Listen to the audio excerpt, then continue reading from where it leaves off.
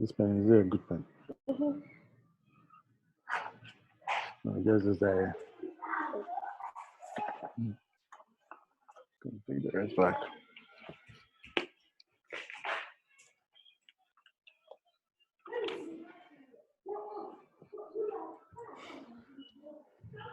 Um, yeah, hello, good morning to those in the United States, in China, and then those in far away Australia. I think Australia is getting to the evening.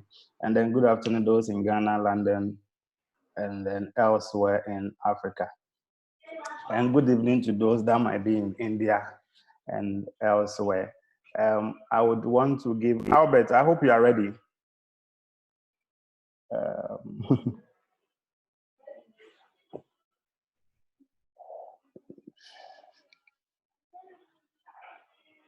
Dr. Fifi, please, are you here? Yeah, I'm here. And then Dr. Kanyong, you are here, right?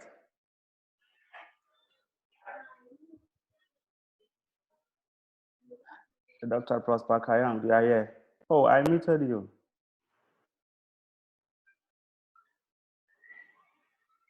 Yeah, I'm here. Okay. Thank you. Yeah, so for security purpose, what I've tried to do is to mute every participant in the meeting, and so that I can control who is to speak from this end. So I can see that I've also muted Albert.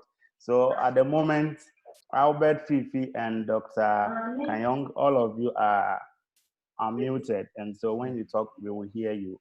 At first, I muted everybody. And I've also prevented participants from unmuting themselves so that we will not have any distraction in the meeting. If any participant want to speak, I would have to control the person from here. So I will unmute the person. But for the speakers, I have unmuted everybody so that once you want to talk, you are free to talk without any hindrance. So that is what I have done for all the speakers. Albert, please take over. Yeah. All right. Hello, everyone, and good morning, afternoon, and evening for all of us all over the world. All right. I'd like to welcome all of you to our meeting on research and publication, understanding the scientific research process. It's nice to have all of you here. And then not to take a bit of more time, but to just give a brief background to our organization, CERED Research and Consultancy Limited, and then what these trainings are meant for. Actually, CERED is a research consultancy in Kumasi, in Ghana here, in Accra. And then we are into training of students and researchers in various skills related to research. And then we realized that most of us in the academia, including students, universities and faculties are unable to provide all the needed skills and knowledge that is required to be a good scholar or researcher. So these trainings we organize are intended to supplement whatever training that we have from our universities or institute of training. And so we have these trainings in usually face-to-face. But now with our COVID-19 pandemic, it became impossible to have face-to-face trainings.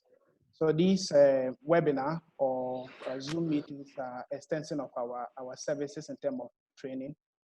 I wouldn't take more time as we engage more in the discussion section. So more information about CERED Research and Consultancy Limited can be found on our website. And we will share some information as we go along. So I'll hand over to Richard. And I would like to say that we should all feel free and do not hesitate to share your opinion. We are all on this platform to learn. Our resource persons will lead us and guide us, but everyone here also has something that he can offer in terms of experience. So I'll hand over to Richard to take over, and when necessary, I'll come in when the need be. Okay, thank you very much, Albert.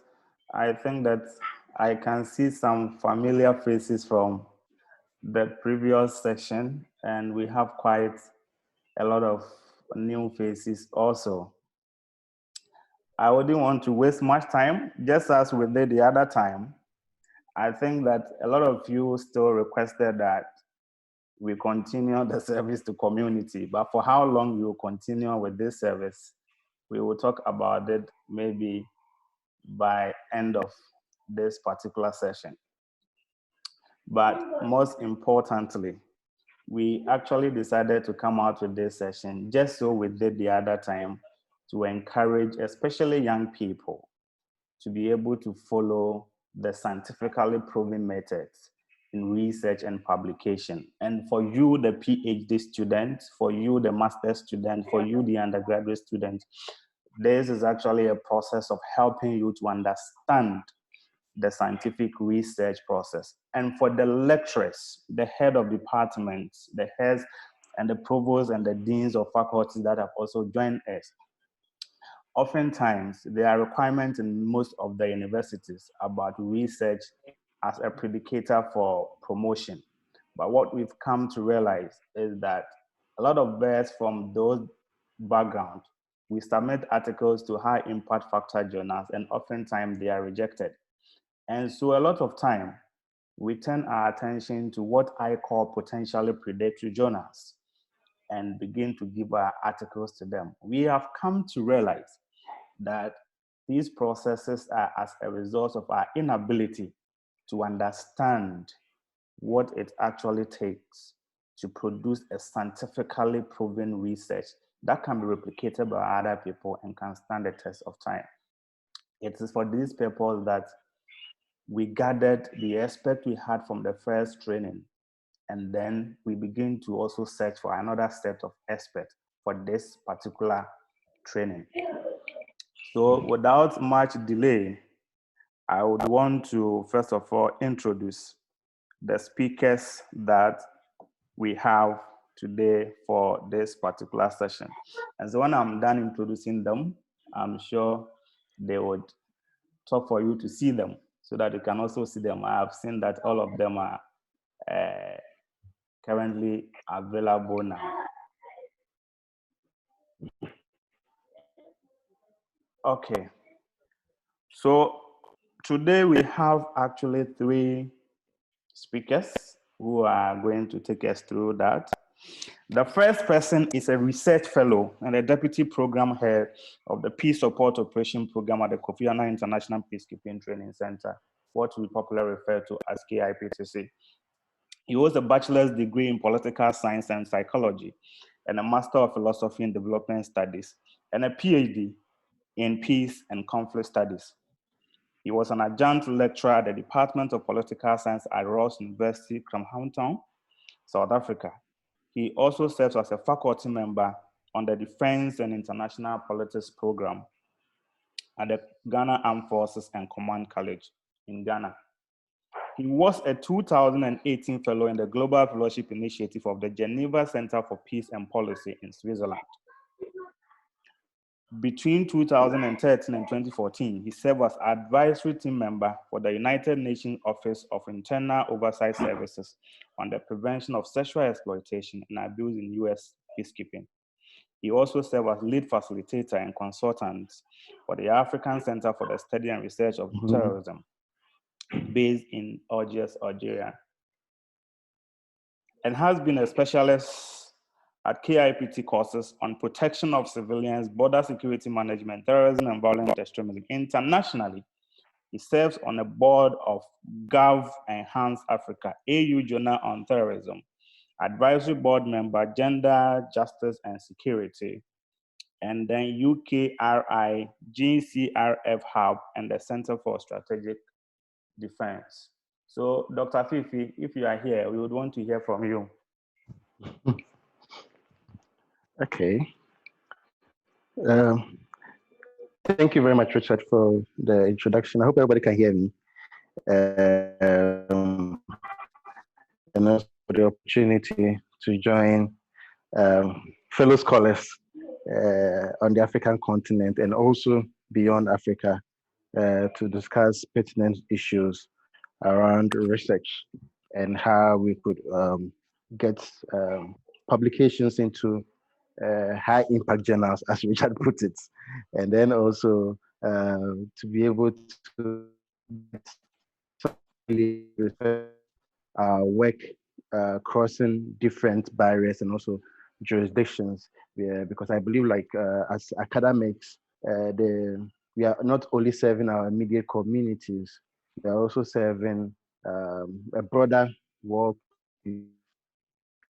Not only be around our areas of focus, but they should be able to transcend beyond our areas of focus. And so I see this as a great opportunity to join.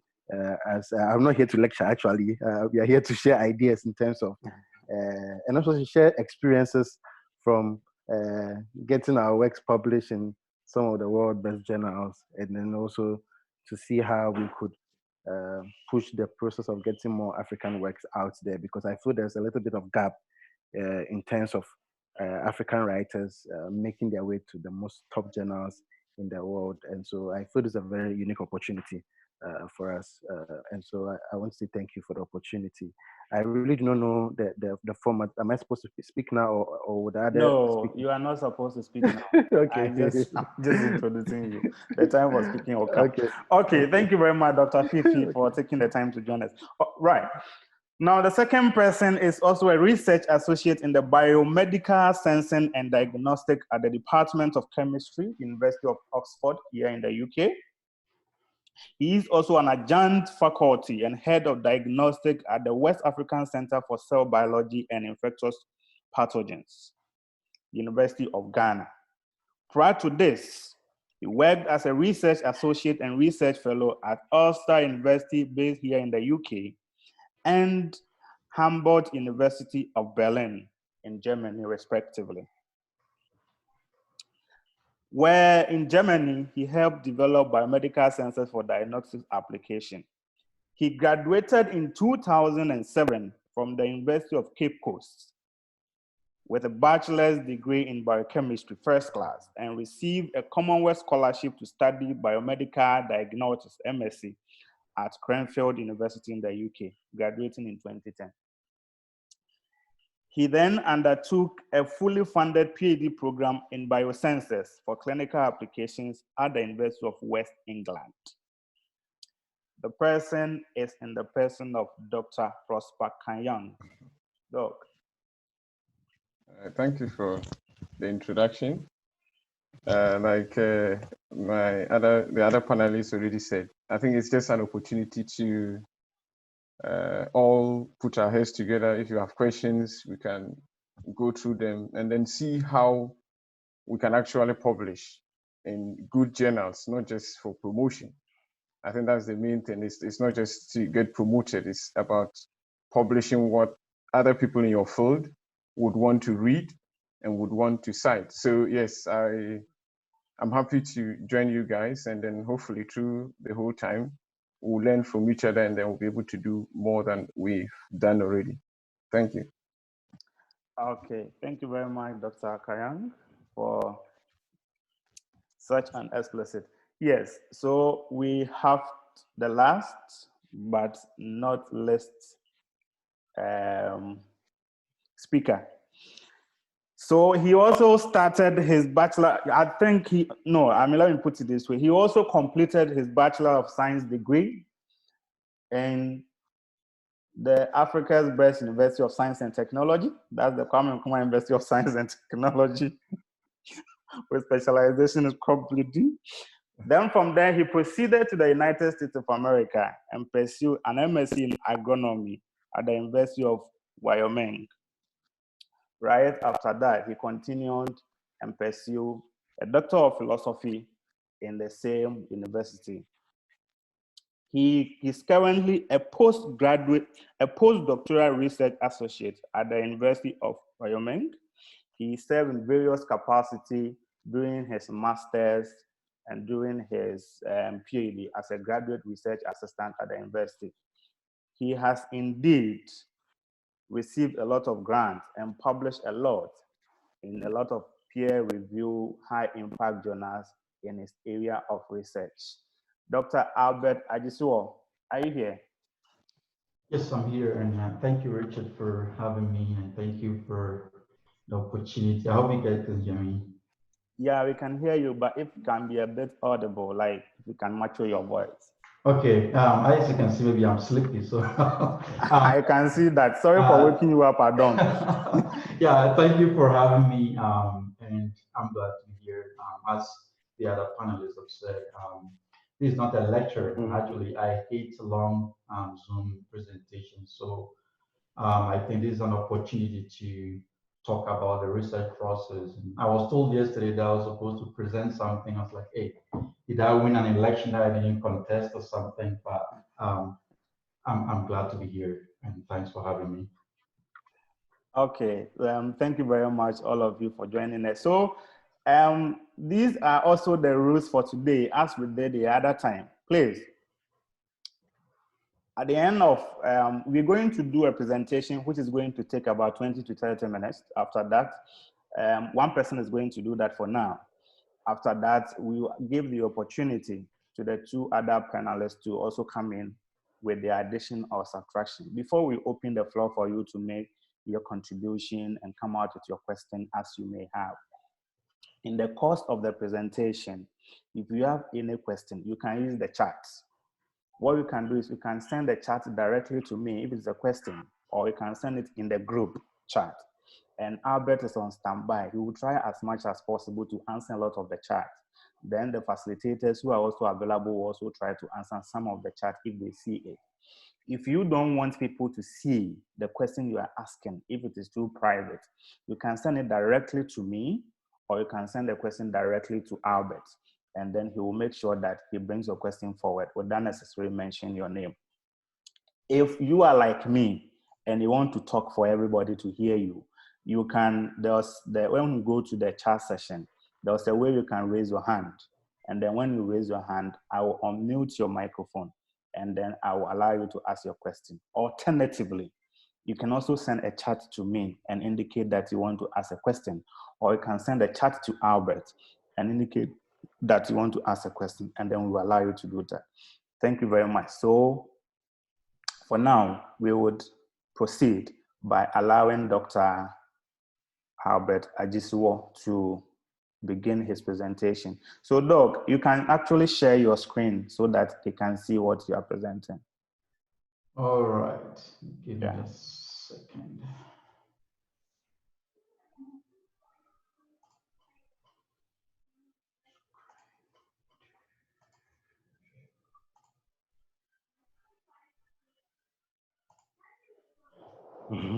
Can you all see my screen? Yes, I can see. All right. And once I can see, I know they can all see. All right. Once again, thank you for having me. And I'm going to give you a short presentation on the topic we're given to speak to today, and that is research publication. I'm just talking about the process in general, and then I'll finish off with some specifics, and then go ahead and answer the questions you have. And so I'm going to follow this outline, not from word to word, but start with the process of publishing scientific papers and some questions that we ask ourselves before we even go to write a paper, like, should you publish this paper in the first place? And then how to write an effective title, and then how to prepare professional figures and tables, and also citation and references. And then I'll finish up by kind of touch on how to participate in the peer review process, kind of how to write a review if you are a reviewer, because as scientists will be called to do that at some point, and also how to respond to reviews when the reviewers give you their feedback. This is one of my favorite cartoons about peer review. And a lot of scientists see the current peer review process as quite an improvement because it's kind of streamlined in a way. However, as you can see in this photo, different journals should use different journals will use different approaches in the peer review process. So some will use a gun to shoot your paper down, and some will use different things like a machete, like just to to rip your paper apart. But in all those, once you understand what the process entails, you would not be sad about it. You know that it's just how it works. And so with that said, this is something I pulled from the internet yesterday, and just kind of giving a flow chart of a typical publication process. So the first thing you do as a researcher is to complete your research. And I would say that this is the most important step in any scientific publication. Because once before you start your research, you try to fill some gap, you design a study, and you have to design the study well enough so that when you start writing, it fills some gap. And if you design the research very badly, there is nothing you can do to correct that. No matter how good you are at analyzing your data, if the design is wrong, you can't get that published anywhere. So that is the most critical step. And so I'll try and go through these steps one by one so that you understand what it entails, and then we can go ahead and answer some specific questions. And so once you finish your study, one of the things you ask yourself is like, okay, can I publish this or should I publish this? Whether or not you're able to publish that depends on one or three things. Is it a well-designed study? As I mentioned, if the design is wrong, there is nothing you can do to salvage that paper. And did you collect the appropriate data? And does your research fill any gap at all? Sometimes the idea doesn't have to be novel in any way, but so far as it's filling the gap, it can be something that was done in the UK, but you are repeating the same thing in Africa. You are filling the gap because nothing has been done in Africa. And so it doesn't really have to be your own idea, an original idea, but it has to at least fill some gap. And then once you fulfill these steps, you go ahead to prepare the manuscript. Before you start preparing your manuscript, you have to have a target journal in mind. This is because every journal have their own way or their own guidelines to authors. If you are submitting a paper to the journal, you would have to prepare it the way they want you to prepare it. And one of the most important things is to have an effective title. And I will speak more to this later. But then this is your first chance or your best chance of having your paper found. Sometimes the paper is very good, but the title alone would lead to an outright rejection because no one would even want to review the paper in the first place. So there are some reviewers that once the paper is from a certain part of the world or once it's about something like, hey, this thing has been done over and over again, why are you doing the same thing? And so you have to have an effective title. And if you ask any reviewer, I'm a reviewer for a lot of journals, and one of the things we look at before we decide whether to accept a paper is whether you analyze the data well. That's one of the most key steps to publishing your data. And so you have to analyze the data appropriately and present the data effectively. By that, I mean you should keep it simple. The fact that you collect the data doesn't mean that you have to present it. You ask yourself, okay, what are your research questions? Is this data going to help you answer those specific research questions? And then make sure you go from general to specific when you're preparing your manuscript. By that, if you see a trend, be like, hey, I can see that X is increasing Y, but then you go to the specific, it increases Y by X%. And so you have to go from general to specific and make sure that you answer your research questions. Because once your conclusions is not supported by your data, no reviewer is going to accept your paper. And you ask yourself, should I present this as a text, table, or a graph, or a graphic? Whether you decide to do a table, graph, or text, please just choose one and go with it. Don't present the same data as a table or a graph. And then you move to submit your manuscript. Make sure it's well formatted, because if it's not formatted based on the general requirements, is going to be sent right back to you. Either that reformat, or they'll tell that, hey, I don't think we can handle that, or publish this, or review this. And check with your co-authors, because sometimes I know that my wife just wrote a manuscript, and she had a very huge fight with the advisor, because the advisor wanted to be the best author. Meanwhile, she did the research. And so make sure that you check with your co-authors whether they are okay being part of the manuscript, and also who is going to be the corresponding author, because the corresponding author is the one to which all the correspondence is sent to. And then keep an editable version of the manuscript. By that, keep a Word file, a Word document, or a LaTeX file that you can later, if you get a decision from a journal, you can edit that version. So if you have only seen in PDF, it will be difficult, if not impossible, for you to reformat that in a way. So you have to reconvert back to Word, which is a very painful process.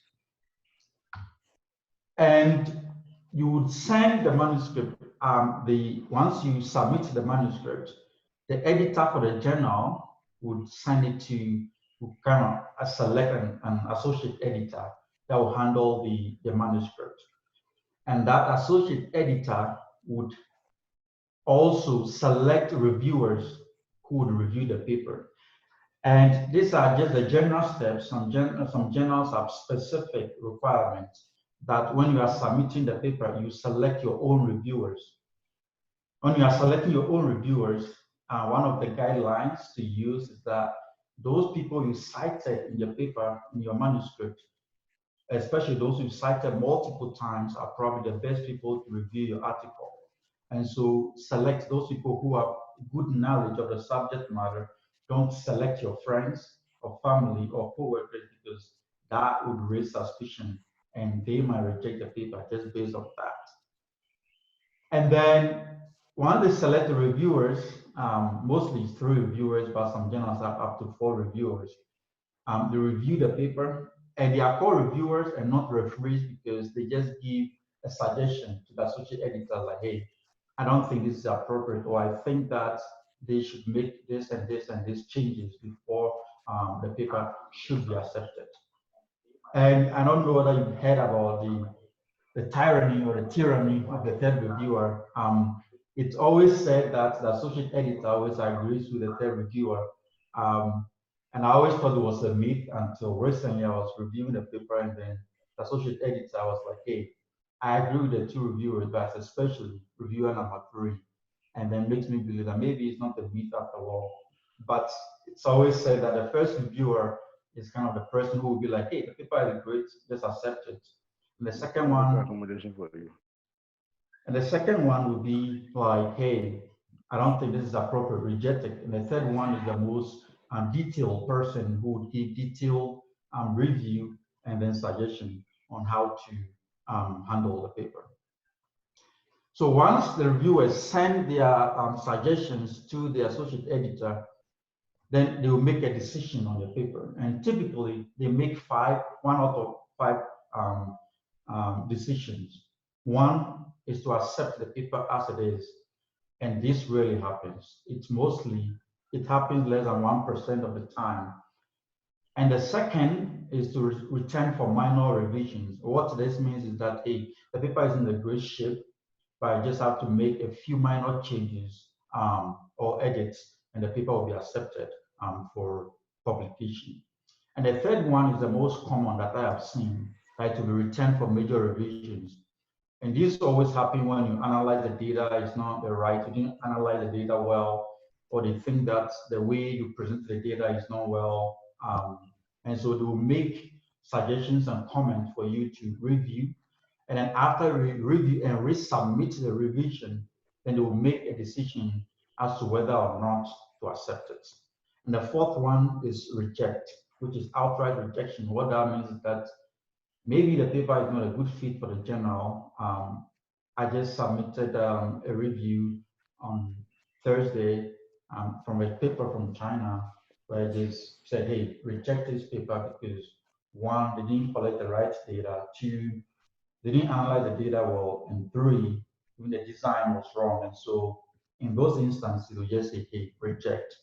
And the fifth one, which is not as common, is when you submit an article to a journal that they think that it's not a good fit, they would ask for permission to transfer to a more appropriate journal. And this is mostly based on your decision. They'll ask you, hey, are you okay with us transferring this to another journal for publication? Once you accept that, and they'll transfer it to a different journal. The next step is the acceptance. And so once you make all those revisions and changes, they'll accept the paper. Then to go to the copy editing stage where they will make grammatical corrections, read the sentences, make sure that you've cited all the references, appropriate references, and whether you've listed all the cited references and vice versa. And then you have to proofread, and this is the stage where you have to send it back to your co-authors to make sure that they are okay with the current form of the manuscript. And once you make that revision and you submit it, and then your article gets published. But before it gets published, most journals would ask you whether you want open access. And by open access means that if you are in China, you are in Ghana, you would have access to that paper without having to pay. It is not behind any paywall. And this is mostly very expensive to publish open access articles. And that's why you will see that some articles are behind paywalls. You have to pay before you can access them.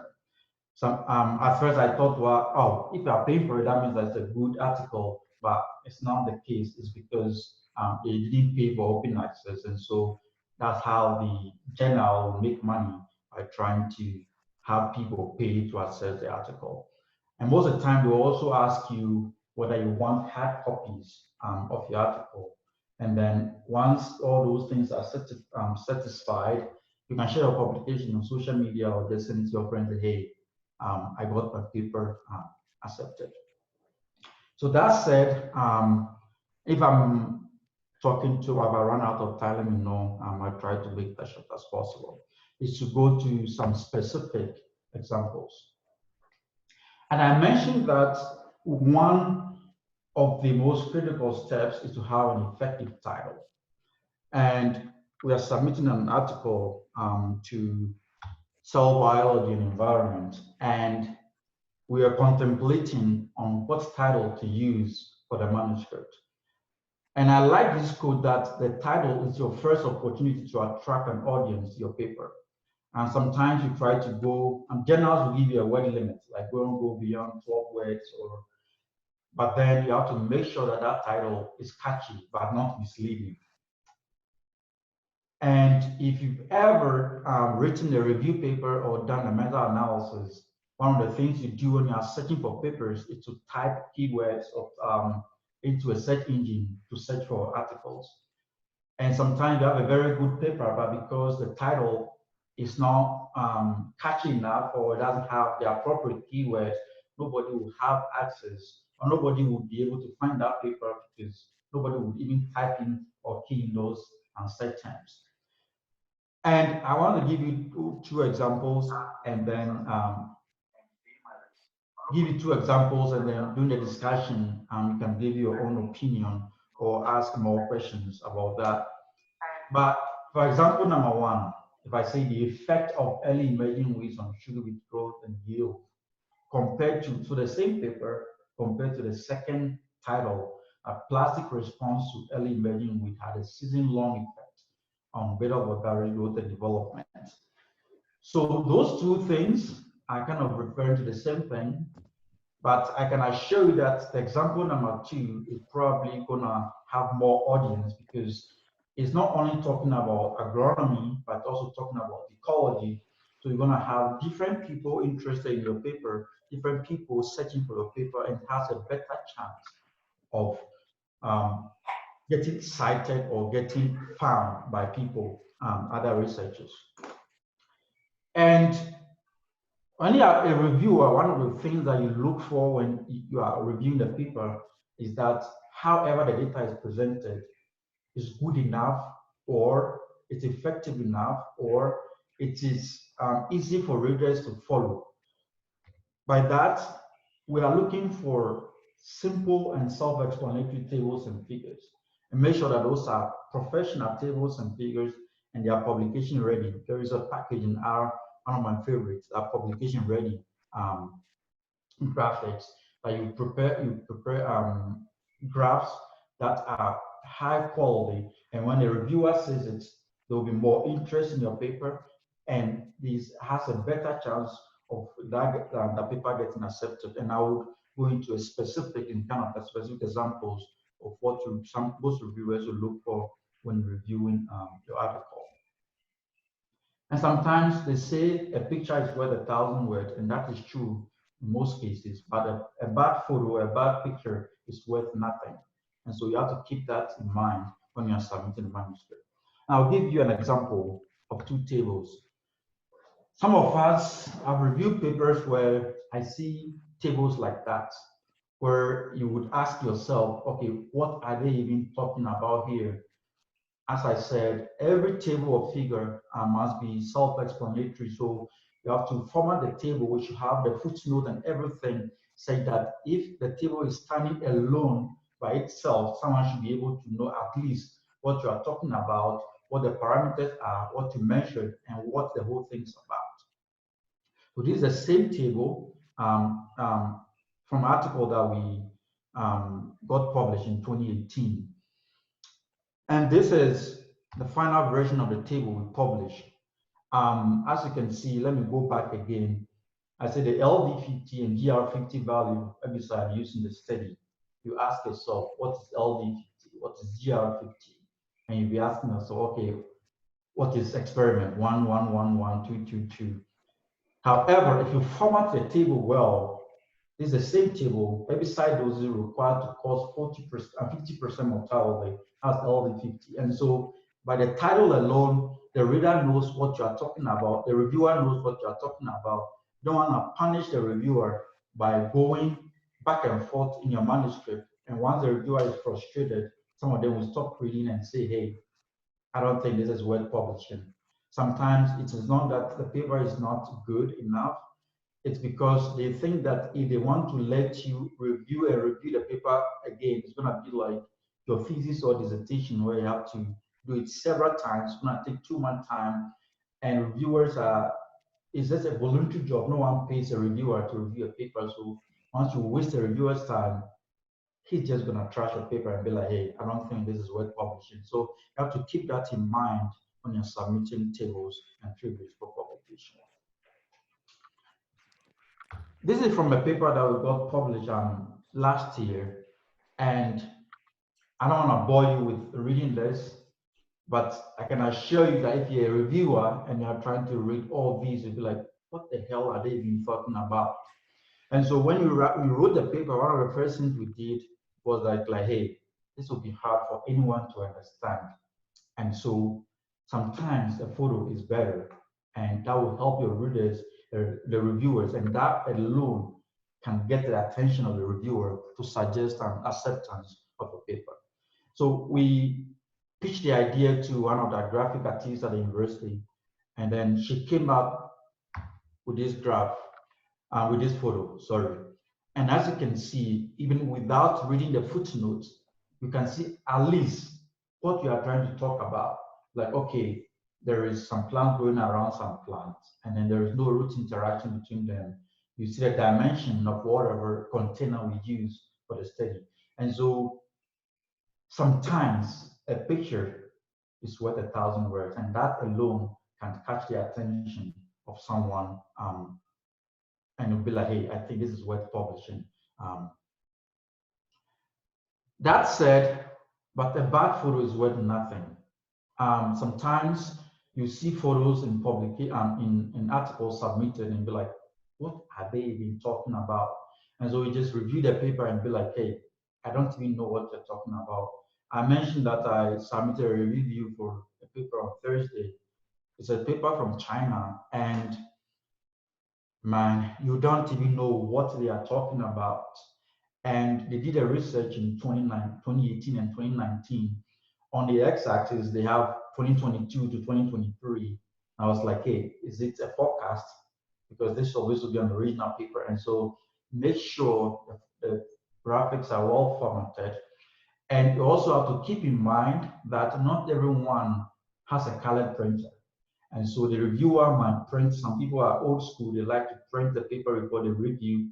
So if they print in black and white and you formatted the graphics for a colored printer or a colored reading, they might just be like, hey, I don't even know what you're talking about. And so keep that in mind when you are submitting the paper. And so you can prepare your graphs in Excel, but there are a lot of softwares for preparing graphs. And my favorite is R. There's one figure that I prepared in the paper that we are submitting. And as you can see, between what I just presented and this, if you are a reviewer and you see these graphics, you'd be like, hey, those are pretty. Even if it's not a good idea, like, hey, I think I should look at this more and critical, and they might suggest some reviews to make it better, but not trash it or just reject it because they are frustrated with the way you presented your data. And most of the time, try and have multiple ways of distinguishing your groups or treatment when you have a graph.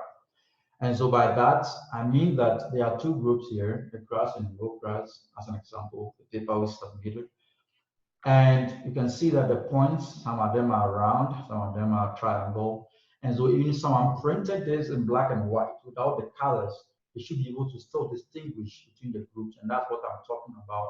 So you have to have your readers in mind and know that, hey, it's not everyone who have a color printer, and your reviewer might not have a color printer. So have a good graphic for them to look at. And this just the same thing that I presented in black and white. As you can see, although the color is gone, you can still see the two groups. And so it makes it easier for your readers to read and follow what you're trying to talk about. And I don't know, probably try and go into more detail. And I haven't talked with Albert yet to know what you've done in the past. But one of the things that I found very useful is trying to use reference or citation management software. And if you have the most frustrating citation format that I've seen is when you have to use numbers to present the articles or citations in the paper.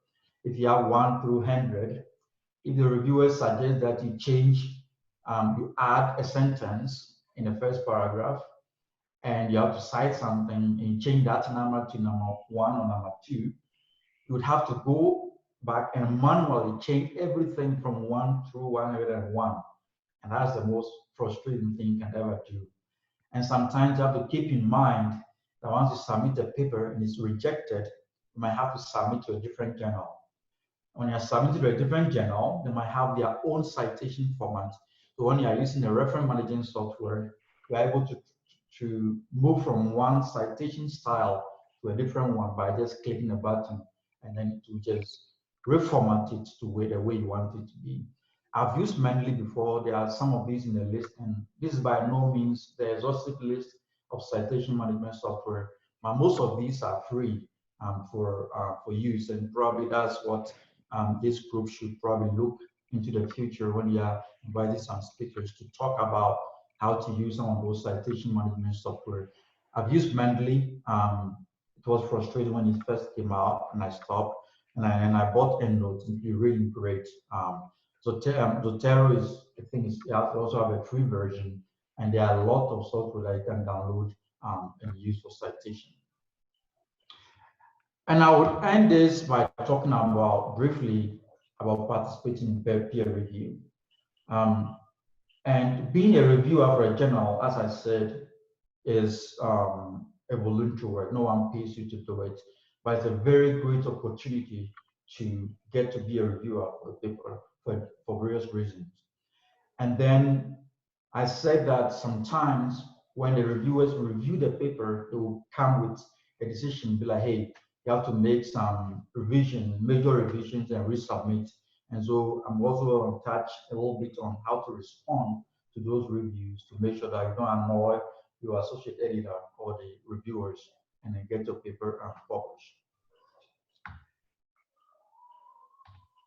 So if you are invited to be a reviewer for a paper, it's a very great opportunity. One, you are among the first people to see the paper before it ever gets published. And sometimes those papers that they submit, they are not good enough. They didn't collect the right data.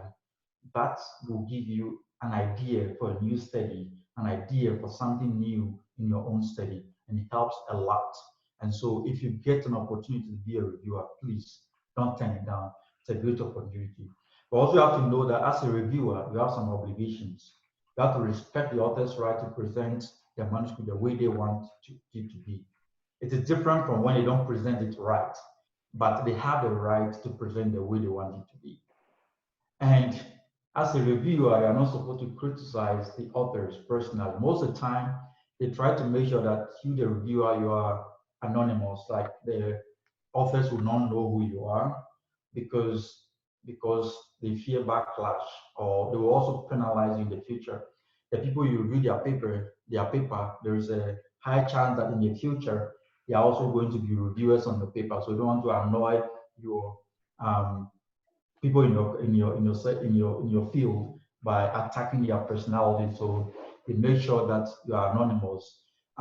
However, some journals will not hide the identity of the authors. Some journals will make sure it's a double blind. You don't know who the authors are. You also don't know who you are. But in most cases, you see that you know who the authors are, but they don't know who you are. But even if you have a problem with them personally, please don't attack them in the manuscript when you review. And the manuscript should be treated as a confidential document. And so I've heard stories where people reject papers just that, and then because they're also working on something similar, or they will reject the paper and they will start working on something like that, so they will get it published. So I have to treat it as a confidential document, don't reveal it to other people who are not involved in the process. And last but not least is how to respond to reviews. One thing you have to know is that when the reviewers give you their decision, you are not supposed to agree with everything they say. You have the right to say, hey, I don't agree with this. Whether you agree or not, you have to explain clearly and concisely why you do agree or disagree. And I'm going to share with you two screenshots that I took from a paper that we got published recently. And I'm going to try and read some of them just but not to bore you. So just most cases, you state the manuscript number, and then the authors, and then the title of the paper. And then tell them what format you use to review and to submit a review. So that all points raised by the reviewers have been addressed below with original or editor reviewer comment in black font, and then author's responses indented in blue font. And so right away, they know that when they see the blue font, blue text or font, that is your response.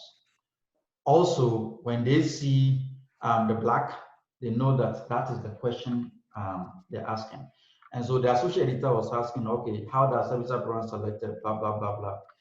And then we'll be like, hey, yes, we agree that this. And so just tell them, okay, why you think you agree with what, or why you disagree with what you're saying, and then how you address it in the manuscript. It is very, very important, because in most cases, they send those responses to the reviewers to re-review to make sure that you've addressed all their comments before they make that final decision as to whether or not the paper should be accepted. And when you disagree, please do it in a respectful manner. Don't attack them. Don't be like, hey, I think you are wrong. In this case, they were like, hey, the mean separation you guys use, I don't think it's robust enough. You have to use a different mean separation. And we're like, hey, we have 2 to 3 groups, and we think that the one we use is reasonable. However, if the reviewer feel strongly about it, like if they feel like this is how we should do it, we are willing to do it, but at the moment, we think that is the right way to go. And once you approach it that way, the reviewer knows that, hey, you are willing to negotiate, you are explaining to them respectfully, and with that, they will take that into consideration when they make a final decision as to whether or not to accept the paper. So with that said, I will say thank you. If you have any question after this webinar, you can shoot me an email. This is my WhatsApp number, it's my email address, and I will be more than happy to answer your questions. So with that, I'll turn it back to Richard to moderate the remaining section of the webinar. Thank you. Thank you very much, Dr. Albert Ajiso, for your great presentation. You may stop sharing your screen now. Okay, thank you. So we've heard from you. We are going to Dr. Prosper Kanyang. Because you are also of the pure science background, we would want to give you the opportunity to make some additions or subtraction or any observation you may want to add that Albert's presentation might not have covered. You have the floor now. All right, I think he did a really good job with the presentation, and then most of the stuff are covered. But the comments I would want to add is that now, first of all, when you want to publish, the idea is yours, and the world is run on ideas. So you have to try and own it as much as you should. Sometimes we feel like because I'm going to publish in this journal, then I have to bow down, like do all kinds of things to get it there. No. And so during the publication process, like he's already outlined that, but there are also other ways of communicating your ideas out there. So you can have review articles. That's he did mention that. So if you are a master's student or PhD, I personally do think that the first thing you should publish is a review paper. Because if you don't review the literature, how would you know what is done and what is not done? So I always recommend my students to write a review paper. And most of the times, some of the ones that I supervised in Legon, before I come down, I would have given them a title, they will write a review, we submit it. That helps you to have an in-depth knowledge of the field that you are looking at.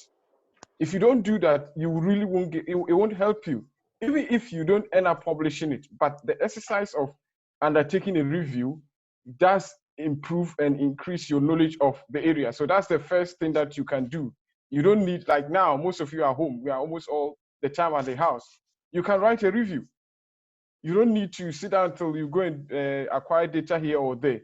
Now, and then most of what he discussed in his presentation are original research papers. Yes, those ones you do all the lab with sciences. We have lab experiments. We have so many things that you have to do. So that's another option. There is another option of having a short report. You can write a letter. There are journals that accept letters, very short reports, letters, and all that. So these are all kinds of ways of publishing your ideas. In fact, some journals, they have communications, short communications. There are some that are theoretical articles. And now, you see, sometimes the problem we have is that, okay, let's say you have a journal with high impact. You want to publish there. Maybe the data that you have is not sufficient for a research article in that journal. But if you write it as a letter, it will be very good and it will be accepted. So you have to look at it in that way. You can have the same. In fact, these days, you take communications or letters. You have 2 pages of the letter, go to supplementary material, and you have 13, 14 pages. So you can easily publish in a high impact journal with the same data, but the way you present it will be the real thing. So don't always look at, oh, I have to publish an article. You can publish a communication. In fact, there are protocols that you can publish. So if the opportunity is there to publish a communication or a protocol, a short report, you can still do that. And that is also important. And then, of course, there are other things. You can write a note, and those people that are supervisors or already have established research groups, you can write opinions and all that. So there are different ways of selling your research to the research community. So don't just focus on, okay, it has to be an article, it has to be this, it has to be that. No.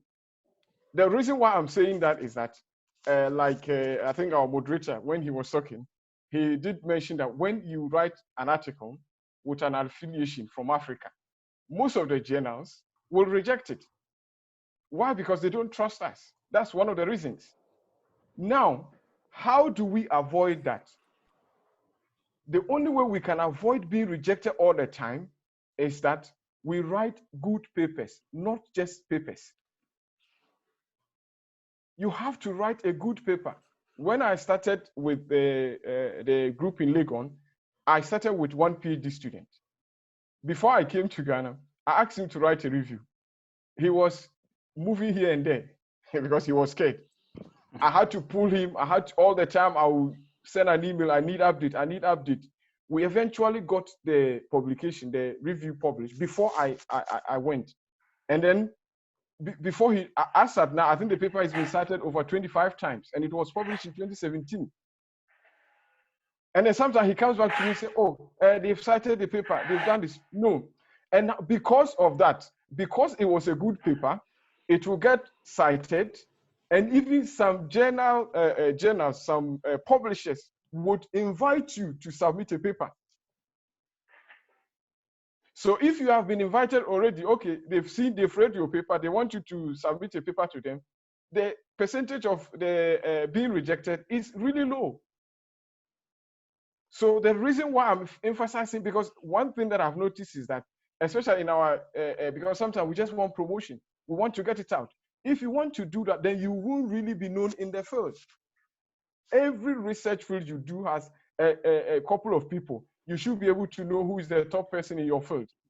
When they mention this person, you know, oh, this guy is very good. He's good in this, he's good in that. Why? Because they have been cited. They have published good papers.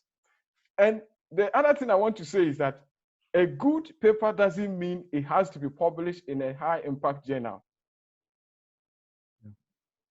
A good paper does not mean that it has to be published in a high impact journal. And like I said already, when you are starting, you want to be known. You want others to know that you are also in this part of the world. You are doing this type of research. And so what you have to focus in that is that get a good journal, a good paper, publish it, whether it's an article, whether it's a communication, whether it's a protocol, whether it's a note, whatever it is. Make sure that you get at least a very good paper out, and then the people that are in your field will begin to cite it. And then you will be known. Then you will be able to publish very easily. Now, the other thing, a comment I would like to add is, you can't, when it comes to actual articles, these days, most high impact journals want collaborative research. Okay. So if you have a very brilliant idea, you have very good data, everything is okay. And then, for instance, you have all the table, you have all the description and all that kind of thing. In science, for instance, they want images. They want pictures. Some of them you can draw them. Some of them you need, let's say, microscopy. You need different techniques to acquire those images.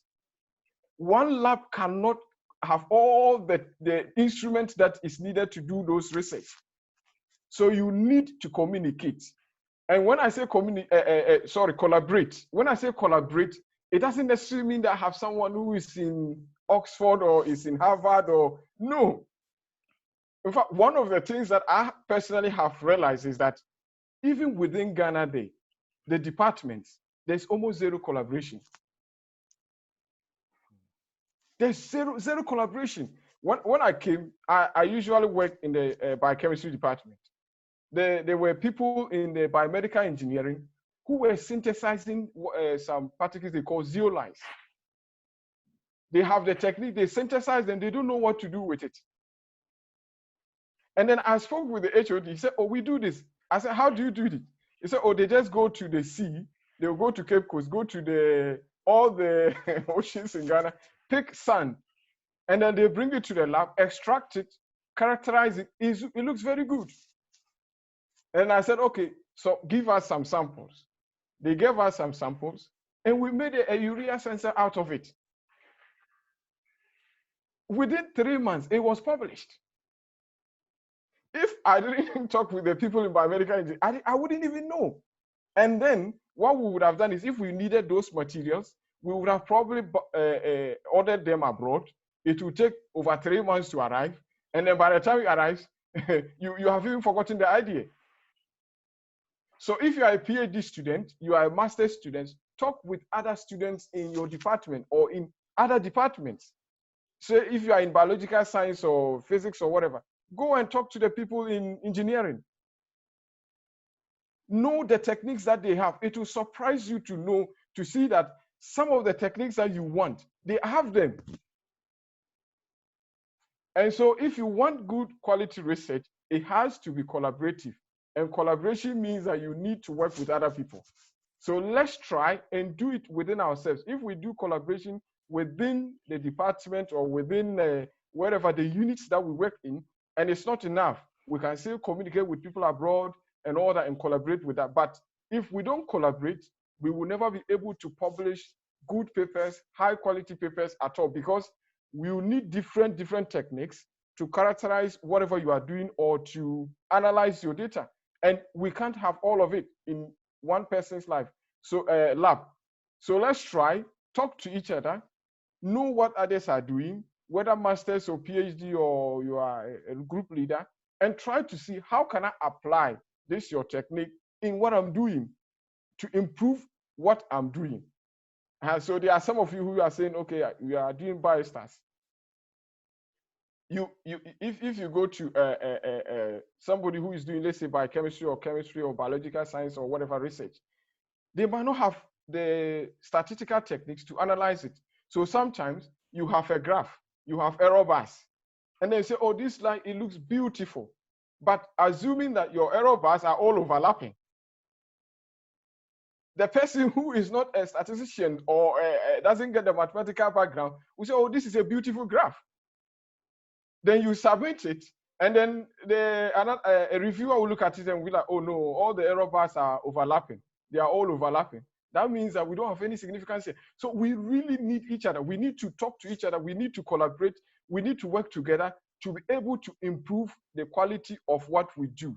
And if we get 1 or 2 papers that are good enough to be cited, not just by local researchers, but people who are abroad, then we also get to be known. We are known, and then not only are we going to be invited to write papers or reviews, we would be able to publish very, very easily. The other thing I would want to add is that when you write a paper, that also goes again to this collaboration. Give it to someone who is not in your group to read. Sometimes there are some basic grammar, some minor errors. The person doesn't need to be in your field. Like he showed graphs where the formatting was not right. When you spend hours and hours and hours on a paper, there are a lot of errors that you will never pick up. Yeah. So many errors will be there, you will never be able to see them. It's not because you are not good or whatever. It's just that's just the way it is. Just give it to someone. It can be a student, anyone, PhD student or another colleague. Can you go through it? He's not correcting your science or your whatever. That's not what he's correcting. He's just looking at basic grammar. Okay, look at this graph. But this graph, I don't understand it. And then the person will draw your attention to the graph. You look at it, and then you're like, oh, okay, this is a mistake. I should have done it this way. I should have done it that way. And then you'll be able to make all the corrections that you need to do before you submit it. Because if you just submit a journal with minor errors, who should spend their time wasting their time actually to look at it? You need to do all those things. And once you write, give it to someone to proofread. The last comment I would like to add is that the research is your idea. And then always see that it's like when you are selling yourself, you are making a promotion. An idea is something you generated, it's within you. You want to sell it out. Own it as much as you want to own it. Don't let people drift it to the point that you don't even have your original idea anymore. So that you submit it, reviewer number 1 say this, then you say, okay, I think I agree with you. Then reviewer number 2 comes, oh, I agree with you too. Number 3, I agree with you. Now, when you finish correcting it, what paper are you going to have? And that's what I like. One of the comments that he said, you don't have to agree with the reviewer's comments. And you can only do that when you own the idea. You know that this is what I want to sell out. If you are not going to publish it, I will find another paper or another journal to publish it. You have to do that. And then of course, when you go out, he was mentioning it, you need to make sure that the journal you are selecting is the right journal. Don't just select it, okay, it's very popular in our department. A lot of our people in this university, they publish in it. No. Make sure that it is the right journal for the content you are trying to sell out. So that when the editor or whoever looks at it, he'll be like, okay, yeah, it's a good fit. Then it can go to the right the next step to be reviewed, and all that kind of thing will happen, and then you'll get it there. But before I end, make sure you own the idea. It's your idea. You start with it. Don't agree with everybody and end up having no idea. All right, I will stop here. And then we'll continue later. Okay, thank you very much, Doctor. I think that we are enjoying your sermon. And if you look at one of the comments, and sometimes, I mean, these are some of the challenges we continue to face on our part of the world. I mean, a lot of times it has to do with the appropriate guidance, getting the right guidance, getting the right people to guide us through the process, having the time for us. Yes, I do agree. If you compare to where we are and back home, you realize that, yes, we cannot entirely also blame such people, because, for instance, if you may go to a department, a typical department, University of Ghana, and you may see a lecturer supervising about 20 to 50 people at the master's level. You may see a lecturer supervising about 4 to 5 PhD students. And so, yes, they are stressed. But beyond even that, there are also challenges in terms of our supervisors back home collaborating effectively with students and taking them through the appropriate step. Yes, we may agree with the structural difficulty that exists. But like you are saying, if we take the example that you took that University of Ghana student through, even at the master's level, getting a review paper, it's phenomenal. I mean, he's not even completed the research, but he's been able to put out a publication out there. That is splendid. But how are we able to do that? And you made so many points that I was so happy about, because that point actually came in during our first meeting about the issue of review papers, and more importantly, about collaboration among people, either of cross-discipline or even the same discipline, between themselves and other people, those either even in Ghana within the same department. And then it has also to do about allowing your colleagues, this can be a PhD work, this can be an MSc work, allowing your colleagues to read what you are writing so that they can even critique and provide you with some suggestion before you go ahead. I believe that is on that we can succeed. Thank you very much for the point. Okay. And I would go straight to Dr. Fifi. I mean, he's also of the social science background, so that at least we have the blend. Dr. Fifi, you have the floor. Okay, all right. Good afternoon once again to those in the Global South, and then also those in the Global North who are now waking up. Good morning to you. I think we've had a very good 2 presentations from the beginning, which I think is quite solid. Just to add my voice to what my 2 colleagues have said, and just to maybe start off from where Prosper perhaps ended up in terms of the collaborative approach. From my experience, especially for graduate students that are trying to break into publishing and also early career academics that are trying to break into writing, I would advise that you collaborate, because whether we like it or not, all these high impact journals, you know, all these high impact, I mean, the editors, the reviewers, these are all friends. They know each other. If they don't know your work, they will not publish it.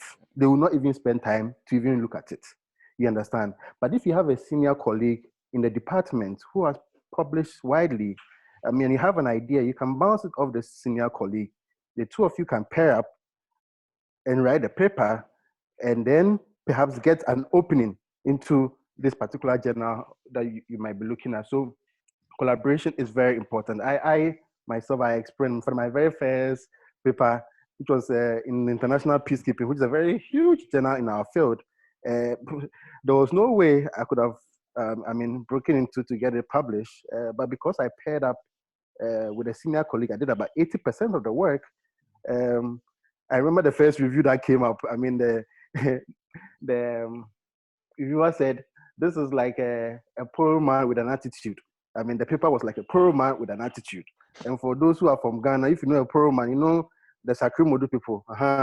Those people who hang on the trees to dance. If they describe your paper as being that, then it can actually demoralize you. You understand? So collaboration is very, very important.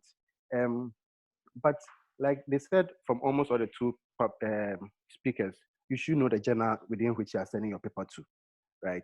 There are some journals that are mainly theoretical. They publish very theoretical stuff. And so your paper might not cut if it's not theoretical. Once it goes through the first review, it gets rejected.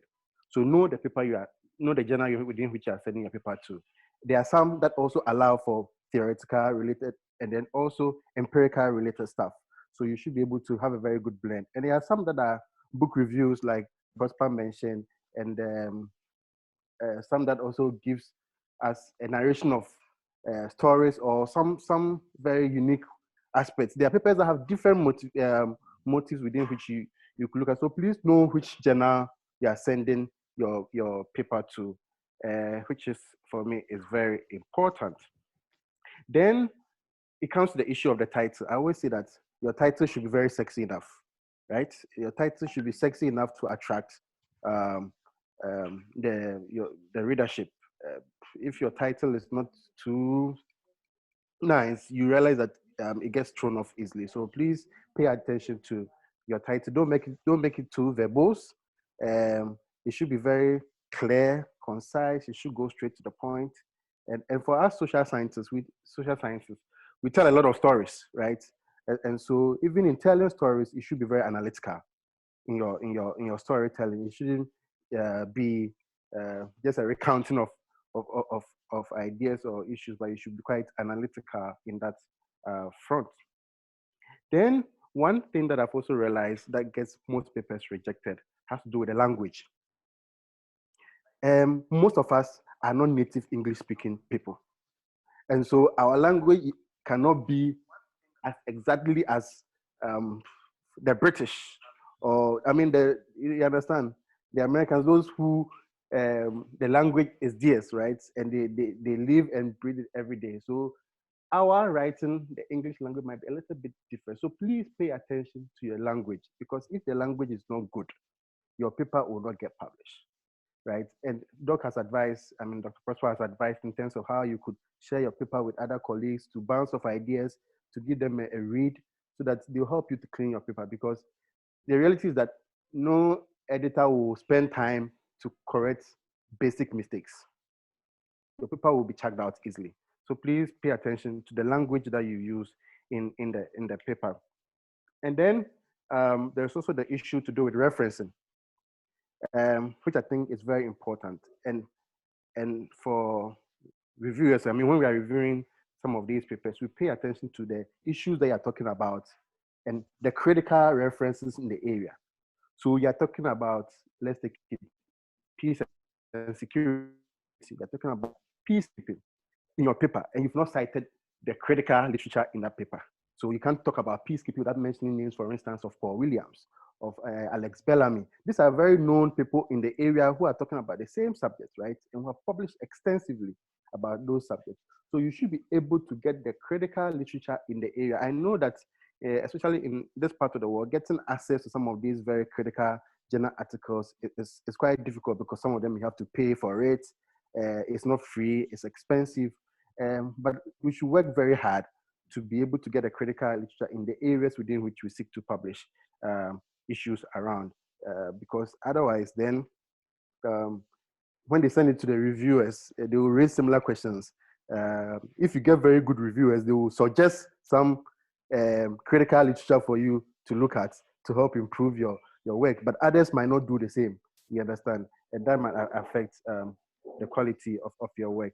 Then there's something I call the voice of academic writing, right? How are you able to use, for instance, the professional voice to be able to communicate the idea within which you are seeking to send out? There's textbook language, right? There's textbook approach, and there are also general everyday language that helps get issues across. You should be able to know the two, be able to marry the two in your writing, to be able to produce a paper that journals will want to publish. If it's too textbook language kind of, then you might tend not to get audience, especially from the editors of the journal. So that is also very important. Then the other issue that I wanted to touch on basically has to do with how we are able to communicate complex ideas, right, into very basic ideas for people to understand. And I think the two earlier speakers touched on it. There are some ideas that are better presented in tables. There are some that are better presented in graphs.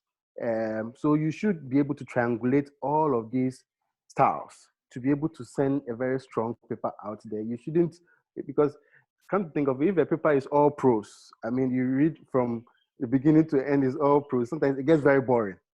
So, but if you're able to combine and bring in some of these different techniques, triangulate some of these different techniques, I think it will help improve the quality of the paper. And then for us young scholars who are trying to carve a niche for ourselves in the area, I think one of the issues that I wanted to bring out has to be being like a jack of all trades. Please pick an area. You understand? You cannot be an expert in every area. You cannot write in every area. You will burn out. For me, if you pick one issue, if that is where your interest is, please focus on that issue and be able to drill in as much as you can, right? Don't be what I call like a prostitute writer. So there's something on elections, then you go and write on elections. There's something on peace, you go and write on peace. There's something on, what again? Maybe the scientists will give us some word. There's something on it, then you go and write on it.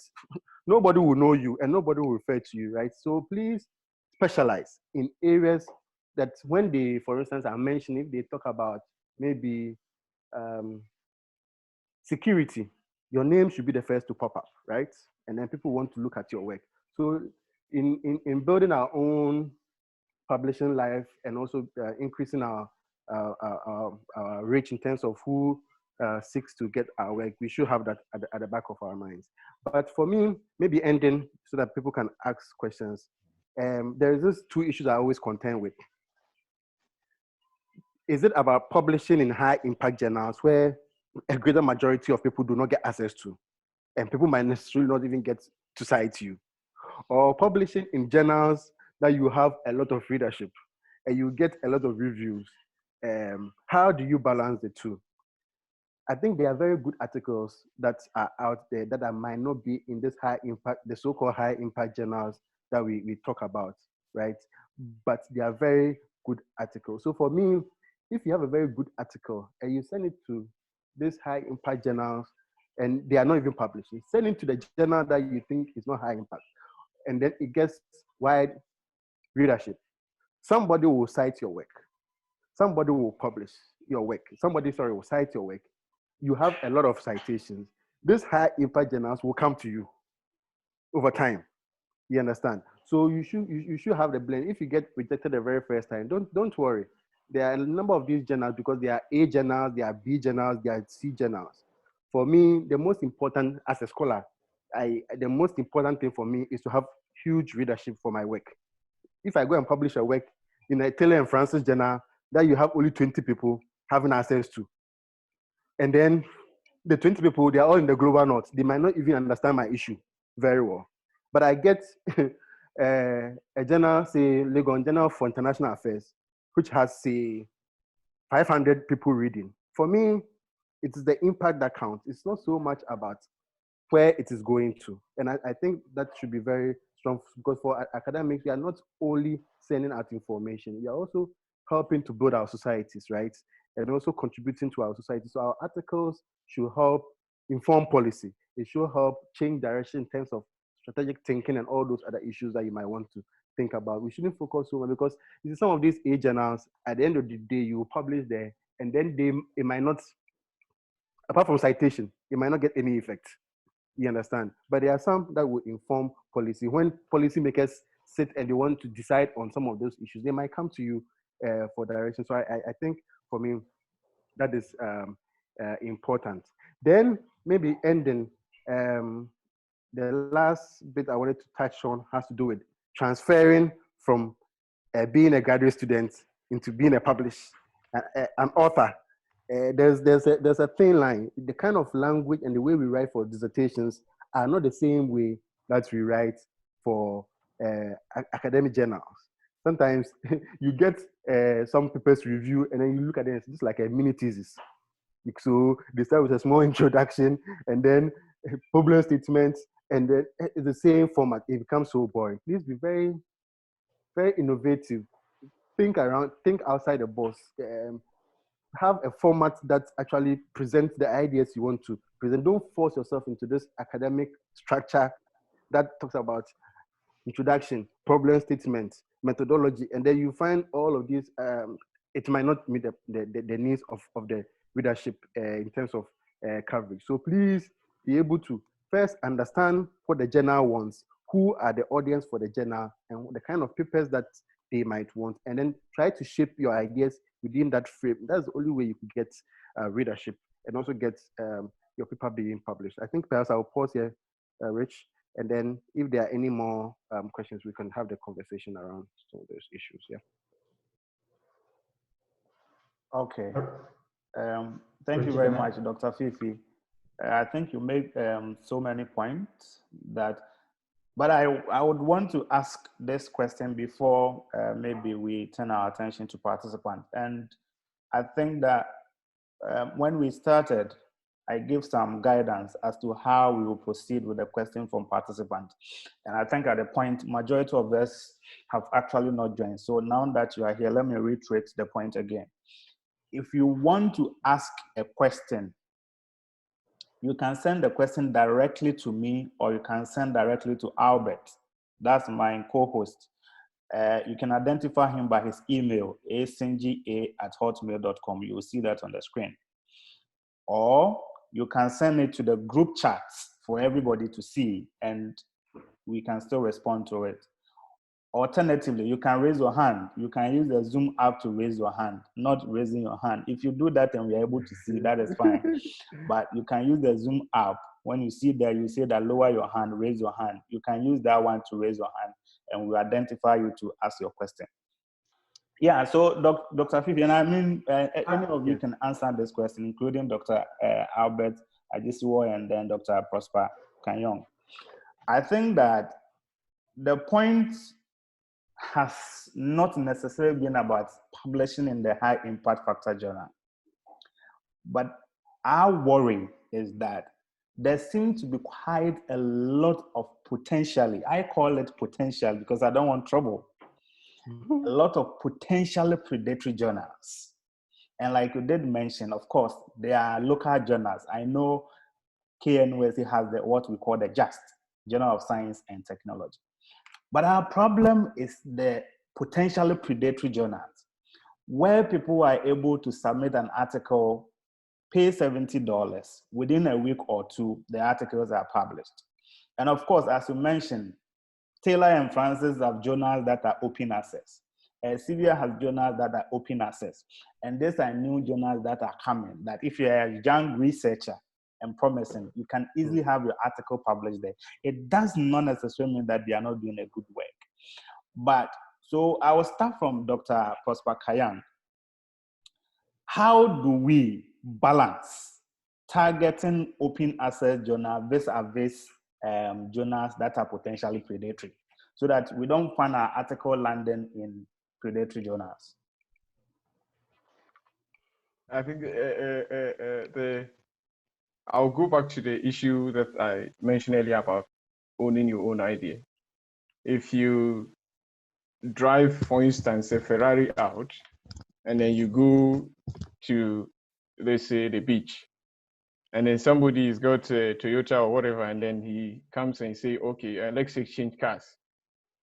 You wouldn't just give your Ferrari out and let's take the car, because you know the cost of your car. You know it's very expensive. It's not every car you can exchange it with. The point I'm trying to reach here is the problem we usually have is that we are not confident in the ideas that we have. And so the mentality is that let's get it out as soon as possible. After all, what we want is a paper. But if we change our mindset to the fact that we want to publish something that is good, a quality paper, not just a paper. If somebody comes to you and you know the peer review process, if you submit a paper, other people with expertise in your field would have to provide their comments. But if you see a journal that is just willing to publish it if you pay money, why would you do that if you think that is really good?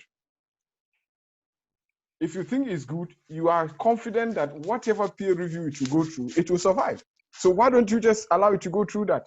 But the problem is that we just want to get it out as soon as possible. Sometimes, unfortunately, in our system, maybe promotion is at the corner. I need to get promoted. This paper needs to be published. And then let's get it out. Which journal will get it out in 2 weeks? These days, you can even have a blog and you will publish it. Why is the point in paying? It is because you are publishing something that has to be of a level, they need to be a level of quality associated with it. And so you want to give it to people who really are knowledgeable. So if you are in a field, for instance, you know someone like Dr. Fifi was talking about, he was mentioning a lot of names that should be mentioned when you are writing a paper. And then if you send it to your paper to the journal, and let's say that sort of person reviews it, and then they tell you that this person was a person who reviewed it and gave and said it's okay, how would you feel? You will feel very proud. You will feel very, very proud that someone that is at the very top of their game looks at this paper and thinks that it's good enough to be published. And that gives you the confidence to go on and publish. But we don't want that. We want shortcuts. We want to just get it now. And then, of course, if we keep doing that, then people too know that there are others who are out there desperately wanting to publish. So they want to make money out of those kind of people. If we stop that, then all these predatory journals will not come around at all. I think that's what I would like to see. Okay. All right. Thank you very much. Albert. Can I pitch in? Can you hear me? Yes, we can hear you. Yes, we can. Yeah, so about those predatory journals, as you say, you have to own your idea. But one of the first things you do when you receive an email from a journal that, hey, submit your article, just do a simple Google search. But okay, how many papers have been published recently? Does this journal even have an impact factor? Like, go to Google Scholar. Have you seen anybody cite a paper from this journal? They are just simple things that you can do to find out whether the journal is even legitimate or not. You can just search in those journal indexing agencies. Just, is this journal even approved in your field, like for publishing? Because we'll say, oh, it's a new journal. And so just do those simple Google searches and you'll be able to tell right away whether this is a predatory journal or not. That said, there are a few things that I'll take just 2 minutes to touch base on that. You have to know that as a young researcher, even rejections happen even for the most experienced writers. And so if you are rejected, just find every journal has a home. You know that you submit it to a different journal to get published.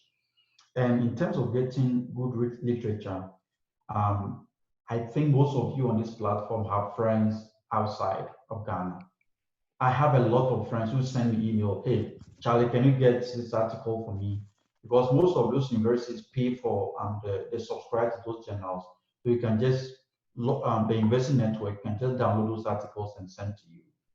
And there are a lot of, well, I'll call them parasites that you can download those articles. And my favorite is Science Hub, like you can get literally every article you need to cite. And so if you need that link, I can send it to you on the chat box.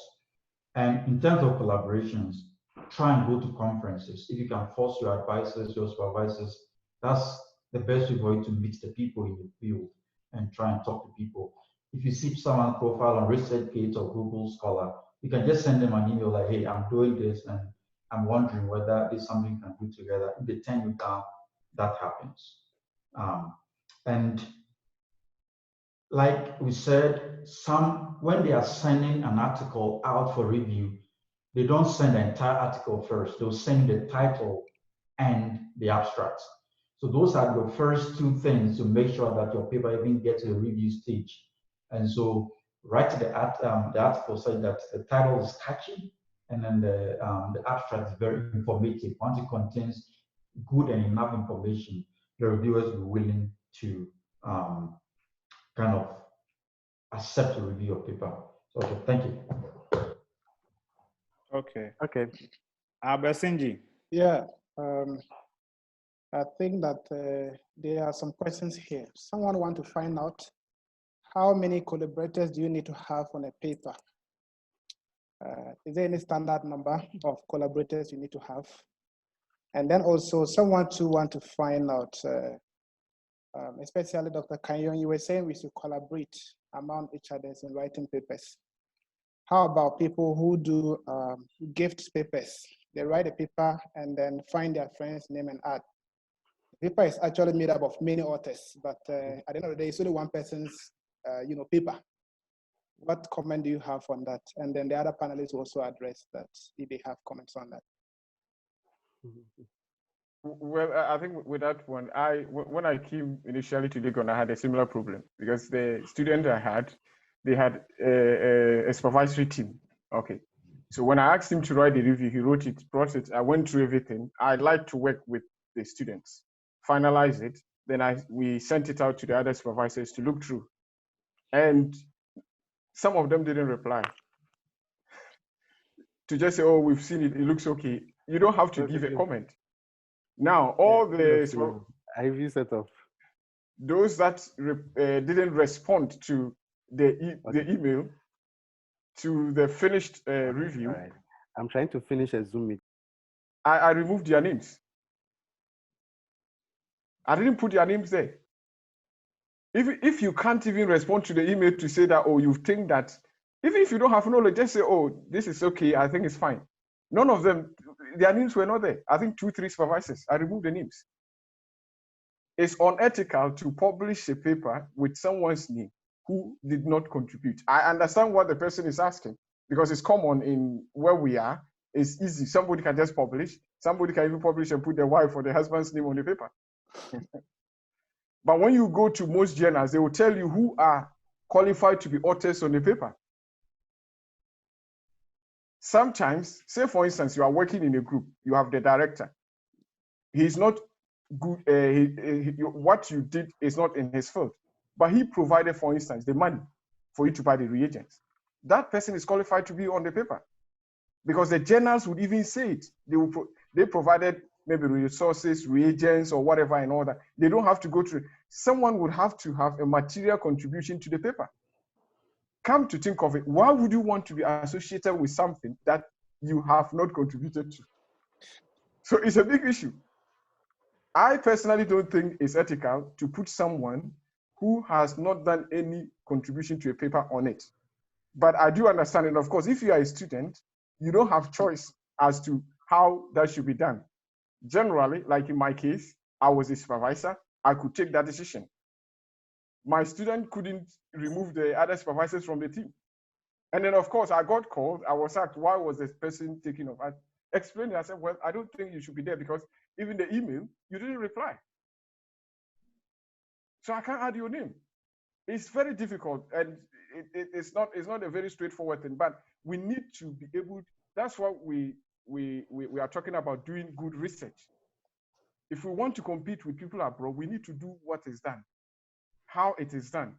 That's the way it should be, so that at least contribute. Even if you read and you corrected something, if you have been educated, you would be able to say something. Oh, I think this one, the comma should go there, or the semicolon should go, something.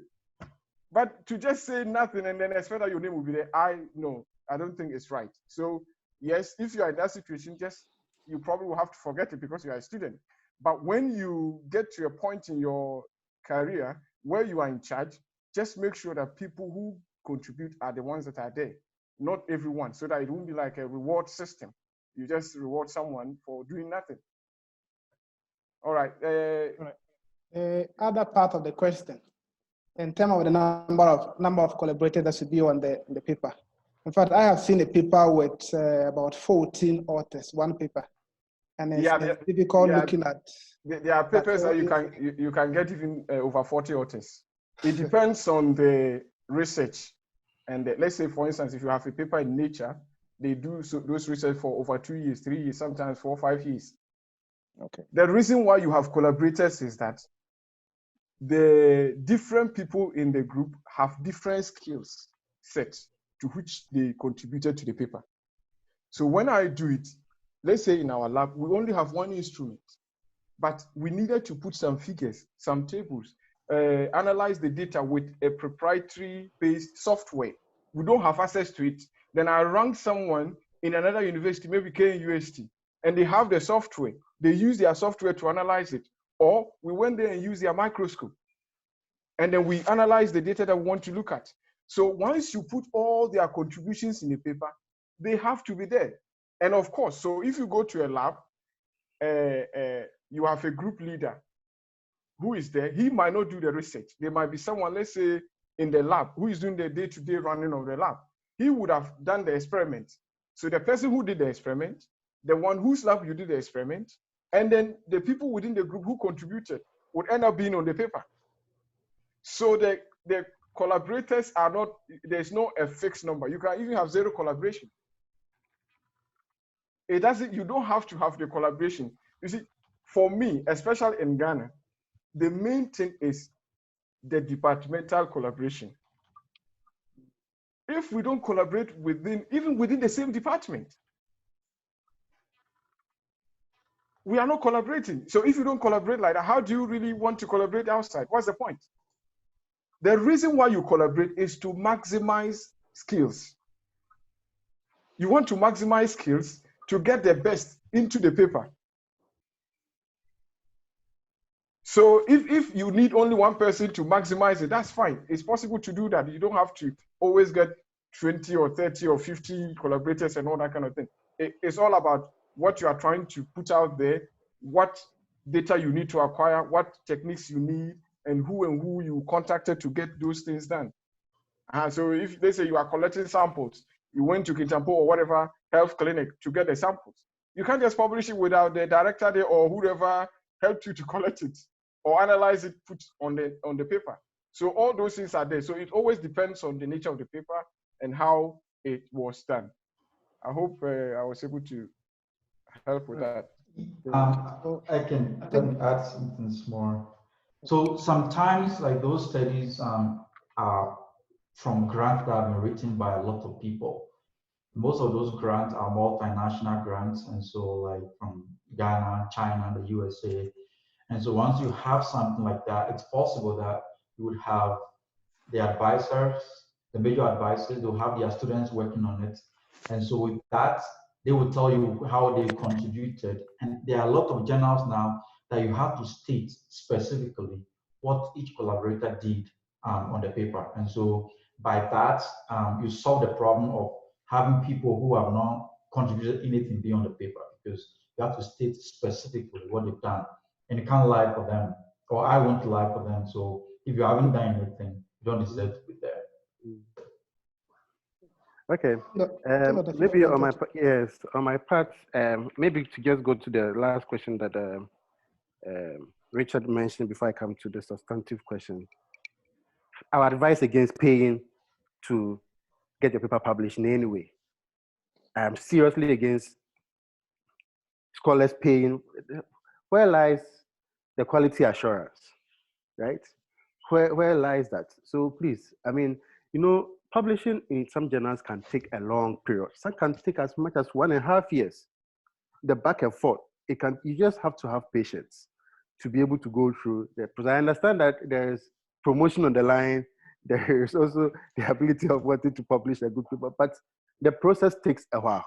It's not something that is done in 2 weeks. Nobody can do due diligence in 2 weeks. So please, for us young scholars, if I can speak for all of us, we should be able to prepare to spend a little bit of time on our work. But I strongly advise against paying to get your paper published. Then there's also the issue to do with the collaborators or collaboration that someone mentioned. I think one thing that we don't do so well is citing amongst ourselves. Somebody is writing an issue, and then in Ghana, and the person has cited about 98% of the citation are from outside Ghana. Meanwhile, there are people in Ghana who have written on the subjects. If we don't cite among ourselves, who is going to cite our work? People in the global north will not cite our work if we do not cite amongst ourselves. So I always, for my students, you know, when they bring their dissertation, somebody's writing on something to do with security in Ashanti region. I say, but this person has published on that issue. Why don't you cite? Why are you citing somebody in Oklahoma who has written on security in Oklahoma? You understand? So we should be able, first, we should cite our work. And I think one thing I've seen with most of our Nigerian scholars is that they are able to cite among themselves very well. But Ghanaians, we do not. We don't cite among ourselves. So we should be able to cite ourselves, cite our colleagues' work in our own work. I think it's all part of the scholarship that we think to bring to bear. And for me, if you are not part of the process in publishing, on writing the paper, there's no way, you don't have any business having your name on the scripts. It's academic dishonesty. You understand? I remember when we just started the process, I sent my work to somebody for a review, a colleague for a review, to give me comments. Then the paper comes back and his name is on it. I was like, you are just supposed to review the paper for me and not to put your name on it. You didn't contribute to the paper. You understand? And he was a senior colleague. I said, no, I can't put your name there. You were just to help me, you know, shaping my thoughts on some of the issues, not to just put your name there. So we'll have those challenges. But I think the mark of a good scholar is also being able to insist on some of the things that you have, and being confident about what you write. Sometimes you should be able to tell the senior colleague that, no, I cannot put your name on there.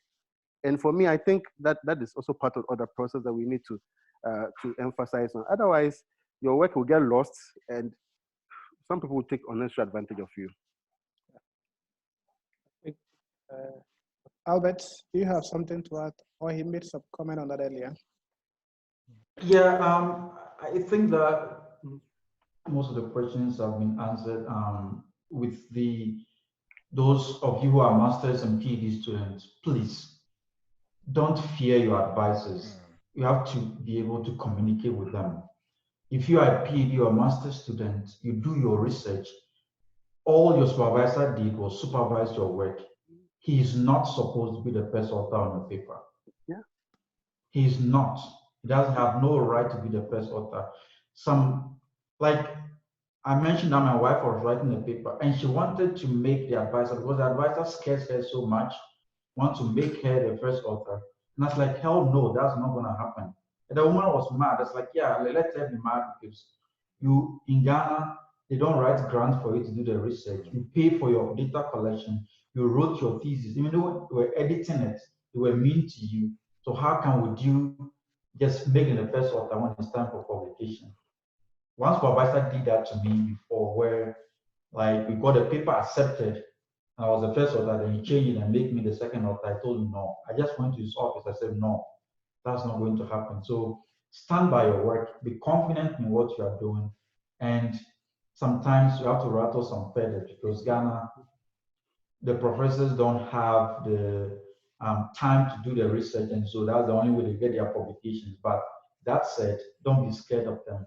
try to communicate with them and know your rights and know that the paper is your research. They help you to do it, and that is their job. I think Augustine Boache, you want to ask a question? Yeah, my question is about the contributors or the names that should appear on the publication.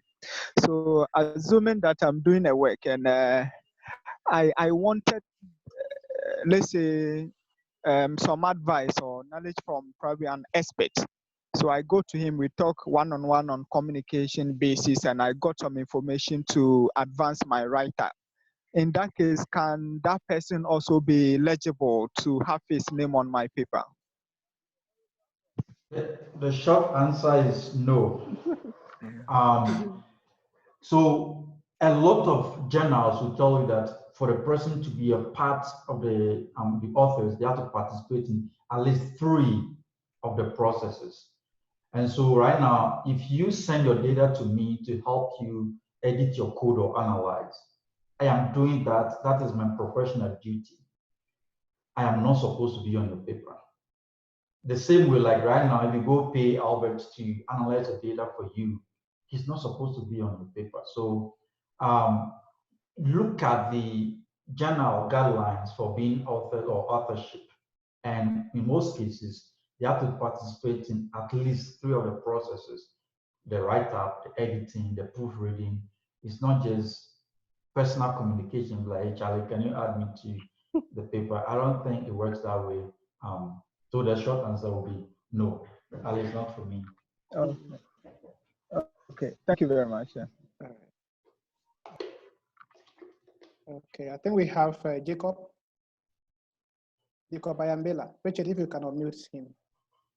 Yes, I have. Okay, so Jacob, you can ask a question.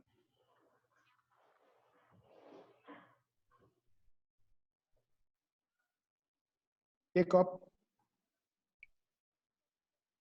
I think we can hear him. Maybe someone with the name UEW, I think he can. Yeah, Samuel, I think, yeah. Please hold on. I have to unmute you first. Yeah, you can go ahead. Thank you very much. I'm very glad to be here. A brief question from the presentations made by our 3 gentlemen.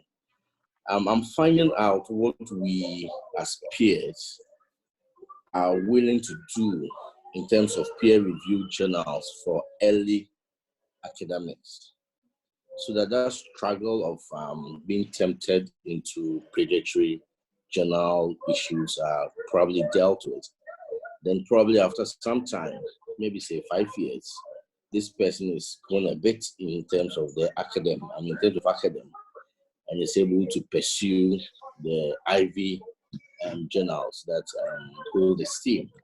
So I don't know how colleagues are looking at that. Thank you very much.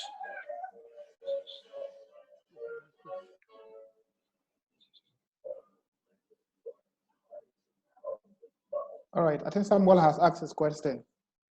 Our panelists, anyone ready with an answer to Samuel?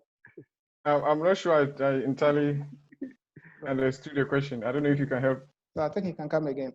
Samuel, Richard, if you can unmute him so that he can I think maybe I think what he was trying to see, if I am correct, has to do with what we are willing to do to support maybe early career academics in terms of getting publication. From my institution, I can speak for my institution, and then maybe I think the others can also come in. For my junior colleagues, what we try to do is to pair up with them in terms of working on similar subjects. And so if you have to do some field work, we pair up with them. We show them some of the field work, how to get entry into the field, how to be able to identify your local interlocutor and all those things. So you join them throughout the whole process. So before we get into the finishing product, we've gone through with them from the data collection through to the process of publication. So we support our junior colleagues a lot. But I also have friends who are in the universities all over the place, and every now and then you get people dropping their papers for you to have a review of the. And if it's in the area, I believe in African scholars, and I believe in our ability to be able to support each other, because if we don't do it, they will not. Nobody will do it for us. Sure.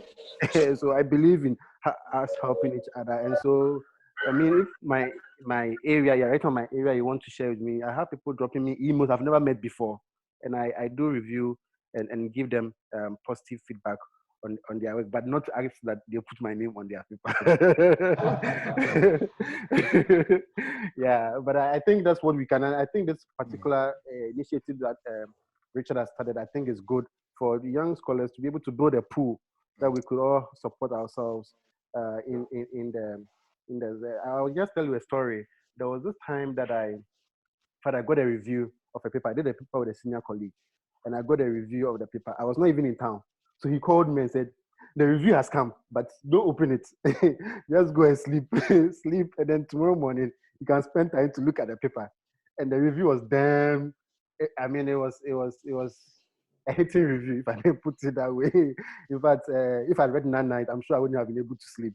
But we took time and we went through the process and we worked on it. And my senior colleague at the time helped me a lot to go through it. So the process is not that easy, right? So it can be a lonely process.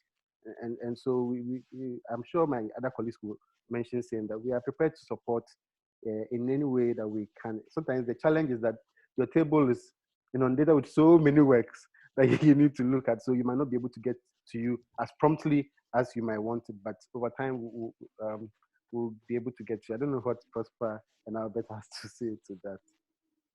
Yeah. I think we can go ahead, Prosper. What I wanted to add is that, like he said, of course there should be some institutional things in place that would try to help people to start and then establish themselves. But I think that the number one thing that you as a person need to do is to be in charge of things for yourself. You don't just sit down and relax. I had an example that I want to share. I came to Ghana some time ago, and then I met a colleague. He was a mate at the university. So at this time, he just finished his master's in Lagos. And when he finished, he wrote a thesis, he's graduated, he was working. And then immediately he saw me. He said, oh, I think I can publish my thesis. So that would be wonderful. So what he did, what the research he did is, of course, not in my field at all. What he now sent an email to me with the thesis attached and asked me to divide it into papers for him. There's no way I'm going to waste my time on that. There was no sense of like personal effort, nothing like that. You write the thing, and then if you think it's good enough, why didn't you in the first place talk with your supervisor to say, can't we publish this? That is a sign of someone who is willing or trying to put in effort and then do something. So yes, the institutions are, the things are there. And of course, in our part of the world, it can be very difficult, but you have to put in that effort, the personal effort. Try and do something. So for instance, if you have a senior colleague in your department or your unit, he's got a lot of funding, he's got money, you are not able to get the funding because you haven't established the name. And you are in a similar field of research that the person is. For me, the first thing I would do is I will write a review with him. That process of writing, you are collaborating with him. He might not get time to do all that kind of thing. You write it, you go back to him and all that. By the time you finish, something else will come up. And then something that just started with a review or just as a basic thing, it will blossom into something big. So you have to take that initiative. But the problem is sometimes I think we just sit there and think that and hope that a miracle will happen and everything will be okay and we'll be given the money to do the research and all that kind of thing. If we put in the effort, if you have a senior colleague in the department or your unit where you work and the person is good enough, try and see, can I work with this person? Can I work with him? And how do you start as a junior person? Suggest the title of a review. that is in your field, and a field that he can also contribute. He might decide, okay, let's do it this way, let's do it that way. But of course, you are the main person who is going to be writing it.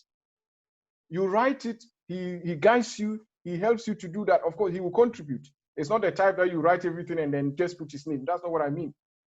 But you start with collaboration, you collaborate with him, write a paper, and by the time you finish, he might say, okay, let's do proper research in this. That effort should be there. I think so. We should try and then do that ourselves, and then hopefully we'll be able to make use of what we have in our systems. Thank you, Prosper, for touching on that. And I've also had similar experiences where someone would just send me like I had a friend who sent me like a 1-page proposal. I'll be like, hey, I'm supposed to submit a proposal which is 15 pages. So can you help me with it? I said, well, sure. So I thought I was going to review it and then send it to me. He wanted me to write a proposal for him. So I tried to be nice about it, and I just downloaded a lot of articles and I sent him like, hey, you can use this to improve your paper. So yeah, I have helped a lot of my colleagues and friends, people I didn't even know, to analyze that data. And they asked me, hey, do you think this article will be a good fit for this journal? And I'll come out with a suggestion. You want me to proofread it? I can do that. And so, yeah, we are all willing to help. And sometimes just take a simple Google search to see who has worked on a similar thing, someone you know, and you can just send them an email like, can you review this for me? So yeah, we are available to help if you need help with that. Yeah, okay. There's a question here. I think that Dr. Ajesiwo answered it earlier, but if they need to throw light on it. Someone is asking, will you advise resubmitting your paper to the same journal that it was rejected from? And after you have improved on it, will you advise sending such a paper back to the same journal that earlier rejected your paper? Well, for me, if you were given the option to resubmit after improvement, there are some journals, they will tell you that rejected, but you can resubmit it as a new journal or as a new article. There are some do that. They have the option like that. You can do that. But if that option wasn't given, I don't think it's worth doing that. You probably, it would be better to find. I had a paper that was rejected in a journal. I think the impact factor was 3 point something. And then it got rejected. I didn't even do any revision. And then I submitted it to a higher impact journal. At that time, I think it was 5.6 or 6 something. And then it got accepted with minor corrections. So you see, sometimes it's a journal you submit it to. It might not be a good fit. And sometimes you might have a very good paper, but the reviewers, the people that is sent to, they don't agree with you. They don't agree with what you've done, or sometimes they don't even understand it. And they will reject it just based on that, not because, so some, I think like Albert already mentioned, don't take rejections too personal. Don't make it look at, oh, because it was rejected, it means that my research is just fit for the trash can. No, there are a lot of things that are that can be involved. If you send a journal to someone, because the editors, for instance, they just assume. So they have, say, words that are associated with each reviewer. Okay, I'm a specialist in surface chemistry. I'm a specialist in antibody characterization and all that kind of thing. They can look at those things and send your paper out. But the person, maybe he just published one paper with that. And maybe he was just a collaborator on it. So he won't be a specialist on that paper. He will look at it and say, oh no, it's not good for this one. And then they will reject it. So rejections should not be taken personally.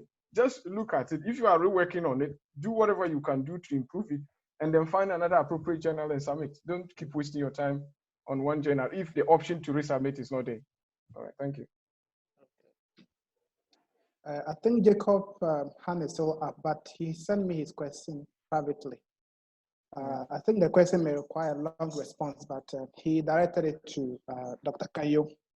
Okay. You want to find out what goes into the content of a review paper.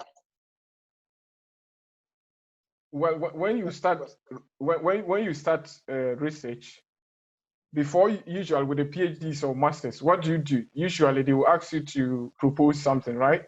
There's a proposal you give. And then in the proposal, you have a title. So before you start doing the research in that field, how do you even start? You need to know where others have, what people have done already in that field. So first of all, you need to know the area of research, which in this case can be the title. And then if you can make it as specific as possible, it helps, because it helps you to narrow down the things that you should be looking at.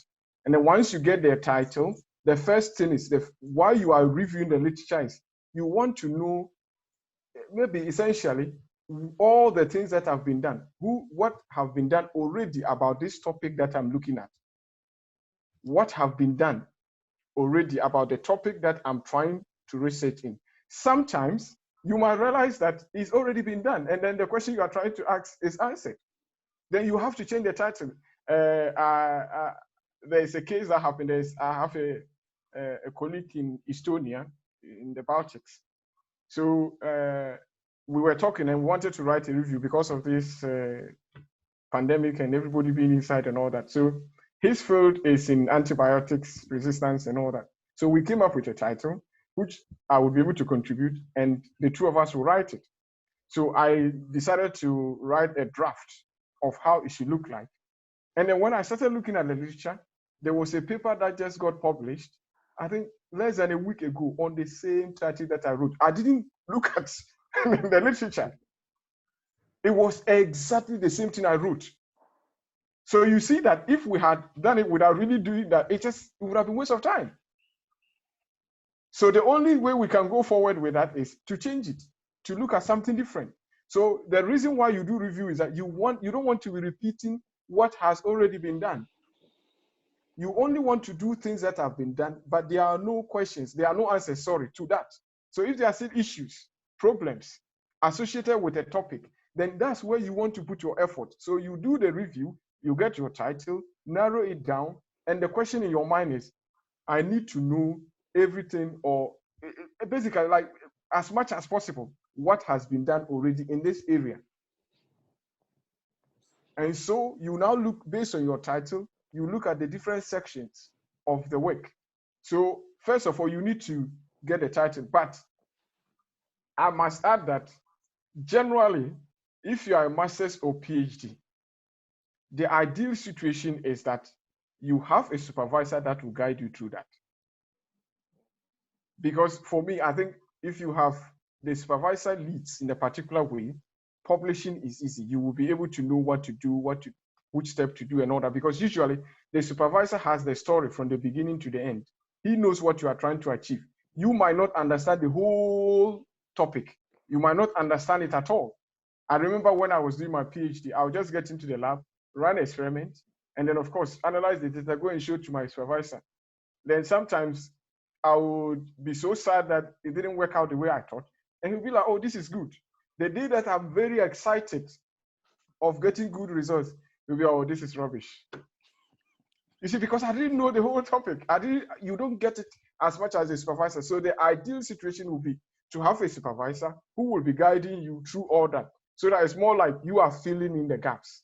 So he's got the subsections, everything, then you fill in the gap. So that by the time you go through the process, you will look back and you will understand it better. But if you don't have it, just look at other papers. People have written other review papers. How did they write it? Your own, you can use it as a guide, or like Albert already mentioned, contact people in your field. Tell them the ideas that you are having and how you want to develop them. And then they can help you to develop them into a shape that can be accepted for publication. Thank you. Albert, before you come in, I would want to make a follow-up question on that, because I think that Dr. Kayang, you made mention of the fact that your supervisor may have to guide you and all that. But sometimes the challenge is a part of the world. Like, I'm not looking at where we are currently, but then back home, where students do not have the opportunity to actually choose the kind of supervisor they want. So that having come up with a topic, I can identify that within the faculty, this particular lecturer has done a lot of work on this, so he's the best person to supervise me. that opportunity a lot of time is not there. It may be in existence in some other department within some universities in Ghana. But largely, especially at the master's level, you are likely to even have a person who has no idea about what you are trying to work on. In such situations, how do students surmount this? Well, I think, first of all, before you start the master's, when you start the master's, you know you are going to do research. I think the first thing you need to do is look around the department, those people that you would like to supervise you. And then you might, of course, you need an internal supervisor. So you need to find someone that has got something that is in line with what your interest is. If it's not, I think these days, a lot of universities are open to collaboration. Look for people outside your university or whichever institution you are learning. Albert has mentioned it several times. Google it, just put it in Google. You will find a lot of people who are in that area. It might be within Ghana. Of course, if you are doing a project in Ghana, you can find people within Ghana. Or even in the department, it might not be in your department, maybe in another department. And then try and talk with the person first. Don't just select a title and then go to the person and say, oh, can you supervise me on this? When you have the idea, go and talk with the person, have a discussion and say, okay, this is what I'm thinking about. This is the way I want to do it. Number one, you have to always remember that when I'm supervising a student, I will do what I have interest in. I'm going to supervise, but I need to have interest in what I'm supervising. So if you just come with a title that I have no interest in, and you just expect that I will develop interest overnight, it doesn't work like that. So when you go and you have that one-on-one discussions, you can now modify the title in a way to accommodate my interest, accommodate your interest. And then when the person has interest in the project, it's a lot easier to actually be active in it. And then you'll be able to do that. And I think, well, with masters, it probably will be difficult, but with the PhDs, we need to talk. I think the talking is important. We have to really talk. If there's a need to bring in someone, even abroad, you can do that. And these days, you have social media, this program, you have contact with other people and all that. Talk with people. Let them know what you are doing, the problems you are having, and how you can improve it. If we don't talk, we don't get to this, and don't have the fixed mind that this is my title, I must do it this way, I must do it that way. Be willing to kind of give in and give out some things, so that if the person you want to supervise you has an interest in an area, and then some people were asking about nanochemistry, whatever, renewable energy and all that kind of thing. That's the problem I think sometimes we have. You did masters in biochemistry, and then you finished. Your masters must be in biochemistry. If it's not biochemistry, no, I can't do it. If you have interest, especially in research, you need to be able to do things that everybody at a point, you have to learn something new. So let's try and open up our mind a little bit, learn other things that are not directly related to ours, because sometimes those are the tools that we actually will benefit us more. So, but whatever you can do to ensure that the supervisor has interest in the title. Don't see it as a means of getting your degree and going away. If it's that way, then if I don't have interest in the topic, I won't spend time doing it. So try and get the interest of the supervisor, whether PhD or master's. If you can do that, it will help. But if you can't, maybe find people outside. Right, that's great. I think Isaac Owusu Frimpong hand has been up for a long time. So Richard, if you can unmute him so that he asks his question.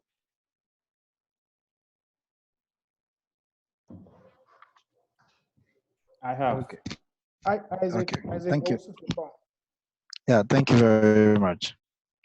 I have been thinking about the discussion, and I want to say it's a very great opportunity to discuss such topic, especially on our part of the world where students' ideas are taken over by some lecturers or shut down even when someone sees the idea to be great. There are instances where students' papers, for instance, if you give your thesis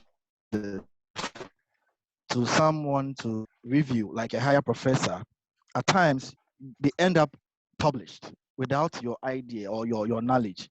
How do we handle such issues? That is the first question. The second question I also have is, it concerns how many work done by postgraduate students are just sitting idle without publish. They are just sitting idle. Some, you can take a paper, you can take a postgraduate work, although not published, seems very great. How do we handle this? Because it looks like, because of the numbers in postgraduate studies and systems, most lecturers don't motivate students to publish. After the thesis, it ends there and the relationship ends and you move on. Should it always be only for the certificate, or should students be motivated to even publish something little from what they have done? Thank you very much. Okay, thank you, Isaac. So I think already Albert wanted to make a point before the questioner came in. So if you have something to add to the earlier presentation, you can do that. Oh, I wanted to say that I feel it's everywhere. Like when you travel, like most Ghanaians find it difficult to talk and try to they are scared to talk about their rights. And I think sometimes when you are going to a university, I mean, the university will not exist without the students. And so you should feel comfortable going to a department head and be like, hey, I think my interests align better with this professor, so would it be possible for me to work with the person? And that also kind of translates into the question that I would just ask. Sometimes if you're a student and you have interest in academia or you want to publish your work, that's something you should start discussing with your supervisor once the study has started. That's something that, so once the person knows that you have interest in it, I mean, there are other things you can do later, like maybe you report the person to the journal that has been publishing, but in most cases in Ghana, they'll victimize you. They won't even they won't give you a certificate, they won't let you graduate, or they will, when you come back later for a higher studies, they will deny your admission or no one wants to work with you. But I think the key point is talking. Just let them know that, hey, this work, if I can publish it, that'll be better. Like discuss with them. Even if you have to go to the department head, talk. I think that once you approach it in that way, you don't go attack anybody. You just want your right. I don't think anybody will victimize you by just saying that, hey, I think that I'm interested in this. It aligns more or better with this person. Or hey, I would like to publish this work because I've worked hard on it and I'm interested in the subject matter. I don't think that the person will just bypass you and publish. And the second thing is like the number of articles and things sitting on the shelves. I think a lot of people in Ghana go to do their master's because they want a job somewhere. They don't really care about the publication. And so some of those students, the way the professors even torture them before they graduate, the last thing they would want is to work with the same supervisor to try to publish that work. And so there are a lot of institutions now that they allow you to write your thesis in a paper format before you even graduate. So if you can convince your supervisor that, hey, my chapter 2 should be the manuscript submitting to Journal A, my chapter 3 should be the complete manuscript submitting to Journal B. So when you do that, before you are even done, the article is formatted already or in a way that you can submit. So when you are out of the university, you don't have to doing the back and forth thing again, trying to get that paper submitted. So that's what I've got on that, and I will turn over to anyone who wants to pitch in. Okay, perhaps if I may come in briefly, the bit about maybe a senior colleague taking off your ideas to publish. For me, as academics, I think the biggest crime is actually theft, frankly speaking. For a senior colleague to take off your ideas and publish is theft, and it's the biggest crime that you have in academia. I know in a university here in Ghana, a professor actually did that, and he was contesting for a vice chancellorship, and he lost out because the students actually petitioned. So there are actually systems within which these things can be resolved. If you think a senior colleague has taken off your ideas to go ahead to publish, just their due process. You have to write to academic board. Maybe if it's the departmental board, you can get some respite in terms of dealing with that. And we shouldn't be quiet. Like you said, I think there's nothing painful as in see your work being published by somebody else. For all the sleepless nights that you have, to have somebody take off your ideas to publish, I think it's unacceptable. So I won't allow it to lie. And so I don't think anybody should allow it to lie. The second one has to do with the publications or the dissertations in the various libraries and the likes. I think it's not everybody that comes to do the master's program that will want to go on into academia. So you can't actually force people off to publish. Maybe he wants the degree for something else, not necessarily to become an academic. So the interest is not there. And once the interest is not there, you cannot necessarily force the person to publish. But if the person intends to have a career in academia, then I think the very basic thing you can do is to start off with your dissertation, how you can break it into various parts and try to get as much papers as you can get from your dissertation. I think it's the base before you start writing all the fanciful things that you won't think about. You start with your dissertation. So I think that is my point on that. Yeah, I think that's it for me. Okay. Dr. Kanyo. Yeah, I think they sort of mentioned it a little bit. What I would like to add is if you have interest in publishing, then you have to try and show that interest. Like Dr. Fifi already said, it's not everybody that comes to do masters, even some people PhD that are interested in academics. No, it's not everybody that does PhD and stay there. They might go into something else different. So if you have the interest, you just want to be called a doctor. Exactly. So you have to show the interest that you want to publish. So if you want to do that, and then I like an idea that Dr. Albert shared earlier about the fact that you can think through your thesis, divide the chapters, and see how can I put this one out as a paper? How can I put this one out as a paper? And in fact, with PhD, if you can publish them before you graduate, it makes your graduation very easy. Because if, imagine you've written your PhD thesis and all the chapters in it are papers. They are already accepted.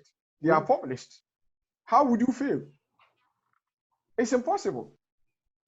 So you see, those are some of the things. So you have to look at that as well. If you can do that, once you have the interest, show the interest in getting it published. Discuss with your supervisors, talk with them, sit down and look at it. Research, you can't do it in isolation. You can't just sit down and say, I have got a very brilliant idea. This one is going to come out in this paper. No, you need to do back and forth discussions to shape it into a form that would be able to be published. So that's that one on that. And the one on your idea being stolen and published is actually a very tricky one. Okay. So for instance, let's say that you went and you had a discussion with someone about a topic, and then it got taken and then they did research and published it. Well, you might have brought it to the notice of the person, but you can't really prove that it's your idea. You see that? So the thing is, we talked about ideas, owning them and all that. How can you conclusively prove that what has been published is your idea? If you can do that, then there are a lot of, in fact, almost all the journals that I know of, you can withdraw the paper. The paper that is published can be withdrawn. But the problem is you can't just say for instance, if you did the work, you wrote the paper, it got to an advanced stage, and then you had to finish and leave, and then your supervisor decided that another student should do some little experiment to add it up, to make it complete, and then they eventually removed your name.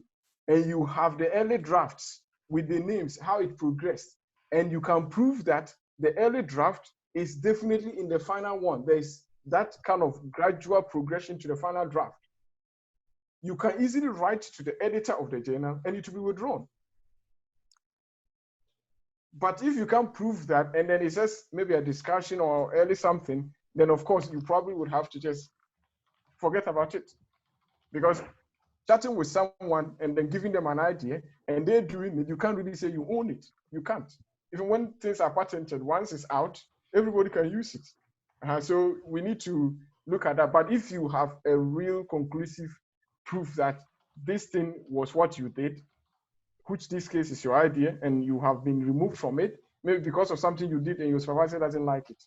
And then you don't want it to be out there, you can write to the journal editor, provide your proofs, and it will be withdrawn. They always do that. Thank you. Maybe just a quick one, Albert, and just to perhaps address the comment that Richard raised earlier on with respect to assigning students to specific supervisors and then the like.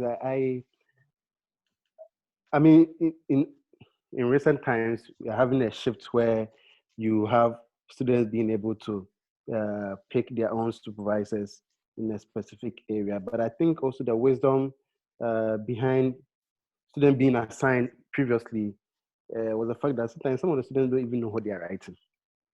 They really do not know the issues they are writing about. So once they bring their titles, and then you help them shaping the title. From my institution, normally we assign we assign based on what the student wants to engage or write on. But for me, this process doesn't stop the students from consulting the other faculty member who has expertise in the area. Even if your university is not assigning that person to you, you can still consult the person because too much meat doesn't spoil the soup. He will help you shaping the paper, it will help you shaping your ideas, and it will go a long way to help you to improve on the paper. So whether you are being assigned or you're having to choose yourself, try as much as possible to exploit the faculty that you have at your disposal to your advantage. There's no rule against that. And for me, I think that was a little comment that I wanted to bring to bear on that particular one. Yeah. Okay, I think time is fast spent. We have only 2 hands up now. So we'll take those 2 questions together and then we'll take final comment from the panelists. So Benjamin and then Pakero. So Richard, if you can unmute Benjamin so that you can ask this question. So Benjamin, you're on the floor. Thank you so much for the opportunity. Mine is not actually a question, it's just an addition to what we've had so far. From my perspective, or in my opinion, a research doesn't really start from the title. Most of the time, the title comes later when the research is far advanced. But the research comes from the idea or a question that we need to answer. So definitely, if you go to a lecturer with a research topic, the probability that he will reject your topic is high because he might have no interest in that topic. But then if you go with a research idea, okay, it may take a lot in getting the idea into a very good shape. And once you present the idea, it gives him or her the chance to adapt, to improve on the idea, probably by including a way to analyze it, or by suggesting that, okay, we can do this part A, part B, part D in this format. But for part D, we can consult somebody from another department, probably somebody he already knows. Okay, so from my opinion, I think that if we present research ideas in a more transparent manner in form of questions or research ideas to lecturers, it is easier for them to be interested in the idea that we have. Sometimes they may have enough knowledge about the idea that just at the introduction, they will give you enough reason to find a new idea. Sometimes they will give you enough reasons or give you a direction in which your idea should go. And I think all these things add up to getting a very good research, because mostly the title of a thesis composes of the idea, the scope, and the method, as well as the results of the full research. That is what makes up the title. And then the second thing I want to add is regards to collaboration or authorship. Let me put it that way. Regards to authorship. You know, sometimes the journals will define a standard way of, or a standard criteria, or some standard criteria of who deserves to be an author. But you know that in your department, there is this top guy who is very good in a particular method, or who is very good in what you are doing. he is not necessarily a contributor to your work, but he's in your department. And although his contribution to your work might not really qualify him to be an author, but you know that when you get his name on your paper, you reach a higher audience than with his name out. Is it ethically right to convince him so that you add his name to it? My question goes to Dr. Eduafo. Thank you. Right, so, Doc. I seriously think this has been addressed. So how do you have in terms of who actually contributed to the paper and putting a name in there to just be able to break through the publication process? For me, I think the basic question for any scholar is honesty, right? If I didn't really contribute to the paper on my part, it would be very difficult for me to have my name on the paper. But from the beginning, I think you can consult the person if he's really interested in pairing up with you to be able to produce a paper. I don't think nothing will stop him for it. But if he didn't really contribute, for me, it would be very strange to have his name on the publication. And I doubt if any academic work is sought would just want his name to be on a paper that he didn't actually contribute anything to. So let's just be honest, and I don't know. Let's just be honest in that regard, and that's what I could say to that. If you think it's so important that the person is able to help pave some way for you, what you could do is to perhaps speak to the person, and the person can use his leverage. Hello, can you hear me? Yes, we can Hello. hear you, Dr. Fifi. Hello. Yeah, no, we can hear. Hello. We can hear hear you. Yes, I mean the person can use the leverage to be able to get you. Yes, you can use the okay. You can use the leverage to get you audience with some of the some of the editors. But I think it's not good enough to just put the person's name there because you think it's an authority in the area. I don't think it's all part of the issues we discussed in the past about honesty and I don't know what my other colleagues think anyway, but I think it's a no. And he can help in another way, but not necessarily to have his name on the paper. And there's this penchant in our part of the world where we always want to put people's names on our papers to be able to get some audience elsewhere. But I don't think it's the best. It's all part of the academic dishonesty, and I think we need to address it as such. Can I add something slow to that? Yes, I think that what we wanted to do for the sake of time is to take the last two questions together. Okay. And then as you are addressing, you can, address all of them together. If that's okay. Yeah, that's fine. All right. So, Pakero.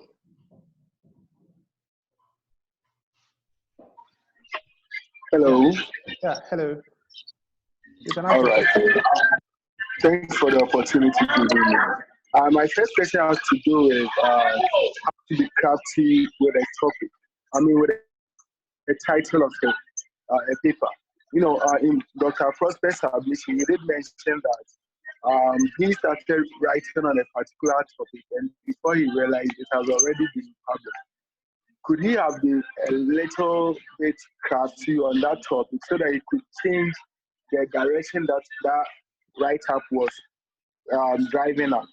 That is the first question. The second one is, in writing a bi-review paper, what are some of the key items that most often, as a young researcher, you have to look out for? Is it the research gaps in previous papers that you have read that you go into them and probably craft a topic for it so that you can write on it? These are my two questions. The first one has to do with how to be crafty on a topic, and that one, it's in line with Dr. Prosper's submission. And the second one is in writing a review paper. Do you only look out for the research gaps in the papers so that you can find your own topic out of the numerous papers you have written, you have read. Then you write on it. All right, so I think that we can take one more, Matthew Nyaba, so that the panelists will address all together. So Matthew Nyaba.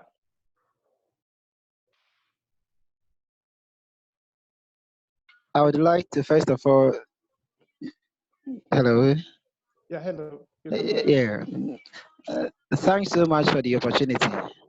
I would like to first of all commend the organizer, Richard Apau, and then also thank the doctors for the submissions done so far. It's very, very insightful. Because if some of us, if we had these input earlier on, I am sure by now we might have reached somewhere by now. But all the same, from the submissions, I have 2 questions to ask. But unfortunately, my network went down. So I don't know whether someone might have asked them already or it has been addressed already. But I would like to put them forward if in case it has not been addressed. And Doc spoke about collaboration as in being the ideal now for publishing articles. But it is good. From all that they said, it is good to collaborate because at the end of the day, when you collaborate, you might have a good work, a quality work done. But when you come to other parts, our side of the world here, when you are collaborating, when you get to a certain point in time, the friction comes in between who becomes the first author, the second author, and so on. So in this case, most of the people may just want to publish work solely so that they wouldn't have issues with people based on who becomes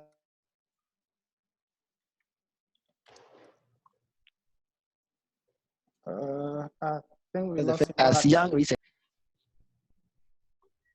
Hello. Having this issue. Yeah, I hope you can hear me. Yeah. Okay, so having this issue as young researchers, and then when you conduct a research, if you've done 80% or 90% of the work, but your supervisor wants to own the work, maybe not to even own it, but to have his name or her name first. In this case, and you being the person who really did the work, won't it affect you? And in this case, what should you do as a young researcher? And then the last one is on the high impact journals. As you were talking about research and where to publish, and it doesn't matter where you publish it, the most important thing is access. And that was very good. But the problem is, after publishing your work, you may be yearning for promotion. And when you get to the panel or you get to the interview ground, you'll be asked. And when they vet your work and then they realize that you publish your work in a low impact journal, most of the times it may go against you. So people will want to publish in high impact journal, and even if people don't assess it, so far as people know the journal and it will help you to get your promotion, that is all.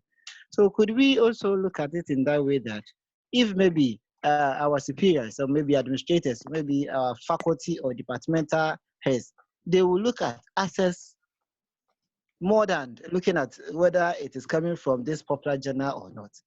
But we can find a way to know that though you publish it in a low impact journal, yet people assess it.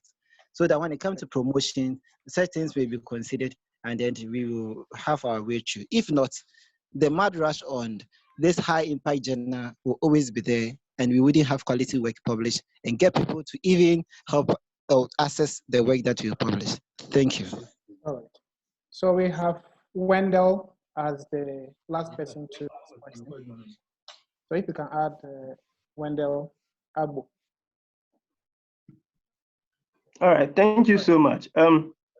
My question is this: in a part of our part of the world where sometimes it looks like some lecturers who want to keep your work, or maybe will want to delay you intentionally during your research or after your research work. Maybe you are a young researcher and then you are interested in publishing, but even keeping you at the university will even, take you off your mind from publishing. So looking at that situation, how do we solve it? Because keeping you in the school for about, instead of 2 years, you are being kept for about 4 years. I mean, you don't even think about publishing. You even think about how to run away from the school. So, I mean, how do we solve it so that people can publish? Thank you. Right. I think that's the last question. So, Dr. Albert Ajase, we're on the floor, so you can make. All right.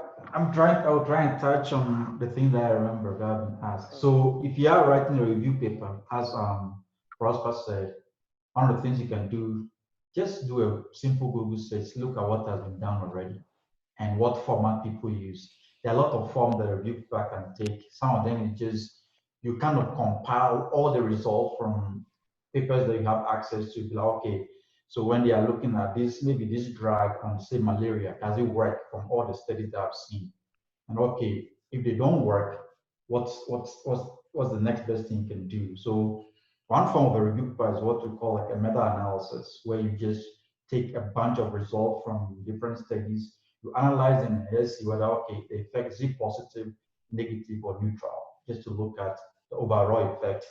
And once there are contradictions, then you probably try to tease out, like, okay, why is this paper finding positive results when the others are finding negative results? So that's the review paper, and that's my submission of that. And then with regards to why is this paper finding positive results when the others are finding negative results? So that's the review paper, and that's my submission of that. Oh, this not well. With regards to, look, I'm hearing myself over and over again. Okay.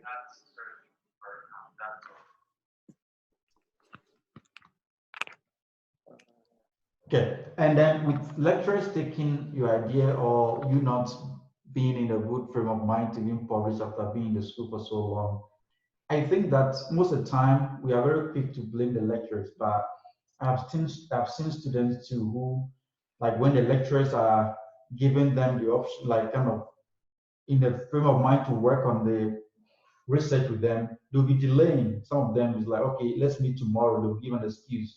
So with time, we just frustrate the lecturer to the point that they are not even, they will also just try and frustrate you. And so I think it goes hand in hand. If you are serious, I know that there are lecturers who probably are chasing money, contrast, and who will not pay that much attention to you. But I think that if you show from the outset that you can do the work, you are serious and you want to do it, I think that every lecturer in their right frame of mind would want to help you to succeed. And so I think probably it goes both ways. And so we as the students to try and help the lecturers help you. And so meet the timelines. If you are not able to meet the timeline, don't wait till the D-Day, like, hey, doc, I can't show up today. Just give an advance notice. And once you don't frustrate them, I'm sure that they will also try not to frustrate you.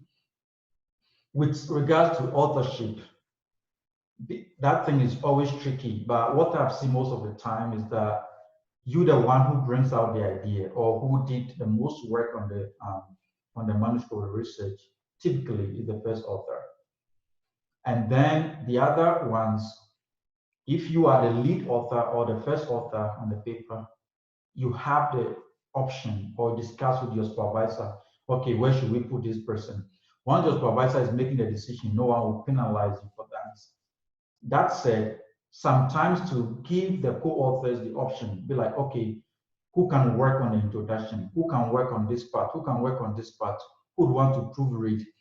And then based on how much work each of them put in, you can run them that way and put them on the paper. I don't think that you can satisfy everybody or every co-author on the paper. Try and understand that someone will not be happy, even though they've not done anything on the paper. Okay, thank you. I think I have to run away, so thank you all. And if you have any question, you have my information, and I would send the presentation to Albert as well, and so you have my contact information. Thank you for having me. Okay, so thank you very much, Dr. Albert.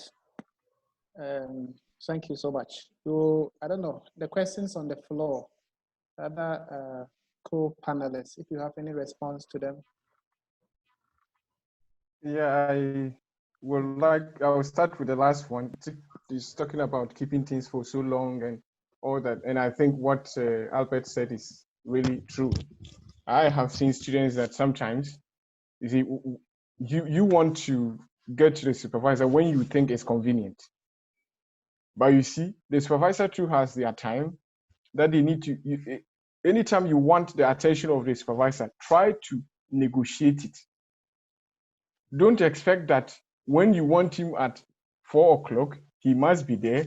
If he's not there, he doesn't care. No, there should be a negotiation between you. So if you want something to be done, let's say in 2 days' time or 3 days' time, start as early as possible because you don't know his schedule. There are some students, you would chase them. They will never respond. And then when it's time for graduation, they are in your office 24/7. What do you expect? The lecturer will decide he won't even go to the office. Why? Because that's what you did. So if we, from the onset, are talking, and if there's a problem, you can't just say, oh, sir, I can't do this. I have this problem. Just discuss it. Let the person know things in advance. But if you just disappear, you are no longer in the scene. And then when it's time for graduation, you show up. And then you want the supervisor to jump up, sign your thesis, and then you go and submit. Nobody will do that. So please, let's try and do that. Yes, there are some supervisors that are hard, but sometimes with some of the students, they don't collaborate with the supervisors right from the beginning. And that won't help at all. The second question on collaboration, talking about authorship and all that kind of thing. I think if you are a student, try and negotiate the authorship through your supervisors. Talk to them, tell them, I think I did more than this person. And then try and display, okay, this is what I did this, I did that, I did that. Then when the supervisors discuss among themselves, and then they are happy that you should be the first author, it's easy to do that.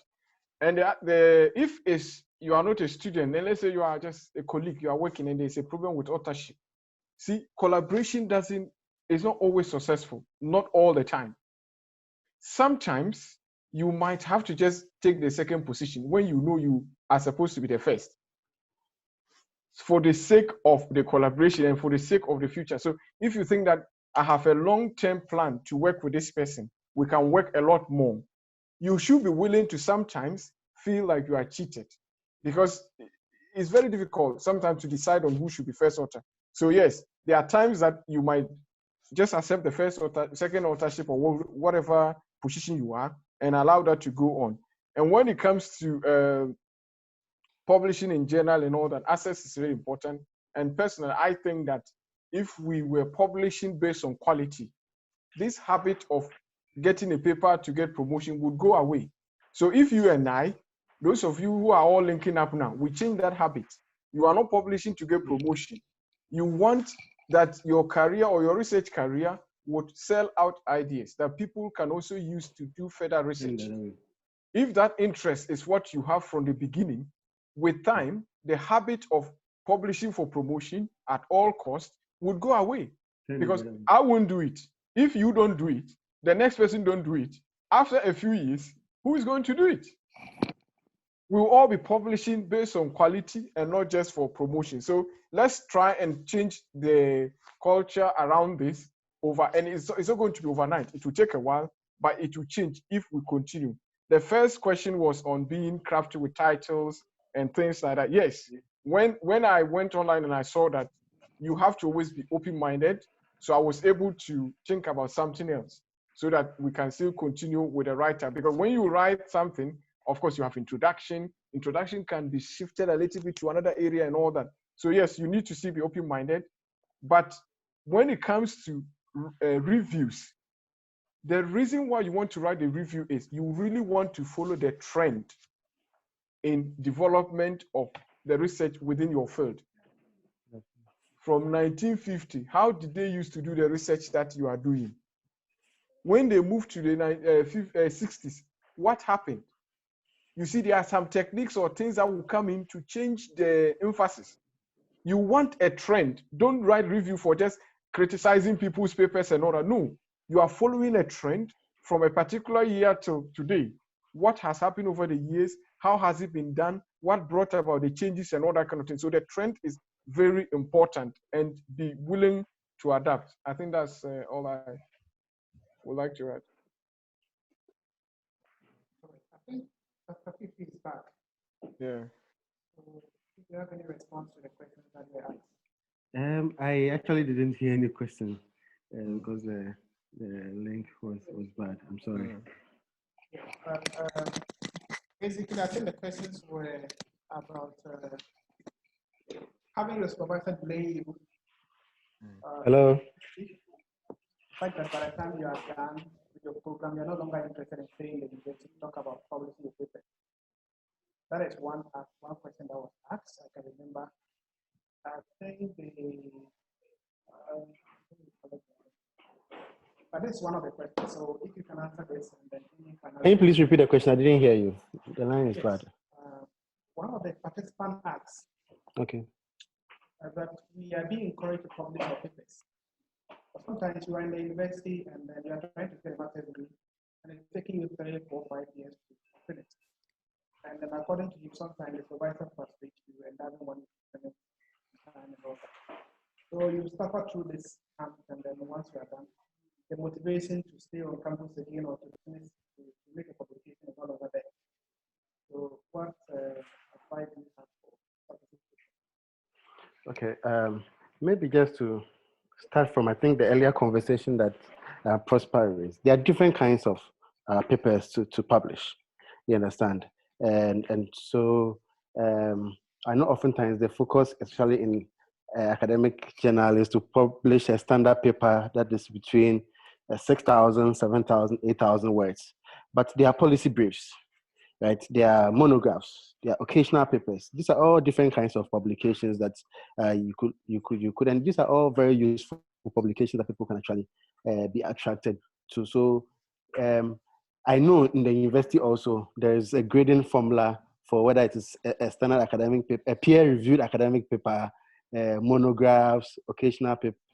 There's some standard in terms of how it is graded towards promotion. So I think we should triangulate in using all of these ways of churning out academic work. We shouldn't solely focus also on the very static, very laborious academic writing for peer-reviewed journals. Like I said from the beginning, it is time-consuming. It will take time. You cannot do it within 2 weeks, as we seem to be happening these days. So let's just try and use all of these different techniques and different arrangements to see how we can churn out some of our academic publications out there into the public, and it will all count towards our promotion. I mean, I think that's what I can add to that. Okay, thank you. Bridget, are there any questions on your side? Yeah. Okay, Albert, thank you very much. I don't think that there was any question from my end, but then before we close, if any of the speakers actually have a final comment to make. So Dr. Kanyong, if you have any final comment to make before we close the meeting. Well, I think what I would like to say is whatever research you are doing, try to own it. I've said it right from the beginning. Don't let the supervisor own it. Don't let anyone own it. And that means that you are driving it. You are the one who is going to the supervisor. You are asking questions. Don't just wait till last minute. And then, of course, if it's your idea, handle it as much as you want to handle it. And then the next thing I would like to say is that chat with your colleagues. Your other people who are doing masters, PhD, whoever is there, or even other supervisors. Tell them what you are doing. Listen to what they are doing. And then it will amaze you that sometimes there is a cross link between what you are doing and them. But if you don't talk, you will never know what they are doing. And of course, during the conversation, they might ask you some questions that anyone in your field probably won't think about. Maybe the person doesn't know anything about your field. He'll ask you a question that maybe he feels is stupid, but it will wake you up and you'll be like, yeah, but that's actually a good question. And then it will change your approach. It will help you to frame your questions and everything right. So let's own our ideas and work with them, run with them. And let's also try and chat with people. They don't have to be in the field that we are in, but try and explain to them. I think Albert mentioned about communicating complex ideas. If you are able to explain something that to another person who is not in your field to understand you, that's a very good skill. If you're able to do that, then the person would probably be able to also tell you what they are doing. Just listen. and then ask questions. There's no stupid question in research. With that, you learn a lot, you get a lot of ideas, and then you improve. Thank you. Okay. Thank you so much, ladies and gentlemen, for having spent close to 3 hours in this meet. I think it's 1 minute to 3 hours. We have to close. But before we do that, as we did last week, do we have a participant to say a vote of thanks to the moderators and then the speakers before I give our announcement and then we close? Any participant to do that? They can send me a message to that effect. Vedan? So you can unmute me. Yeah, you can. Thank you very much. Can you hear me? Yes, I can. Thank you indeed. Greetings to one and all.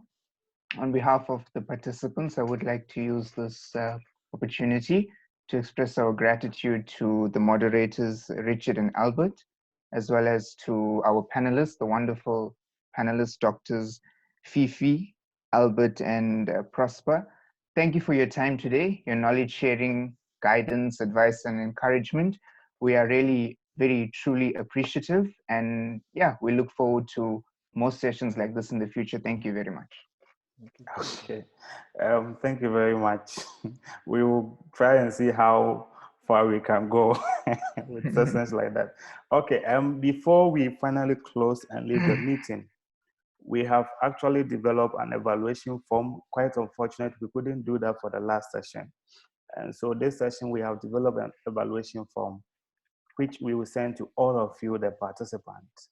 The evaluation is also seeking to let us know which aspects of this interaction we should focus on in the next edition.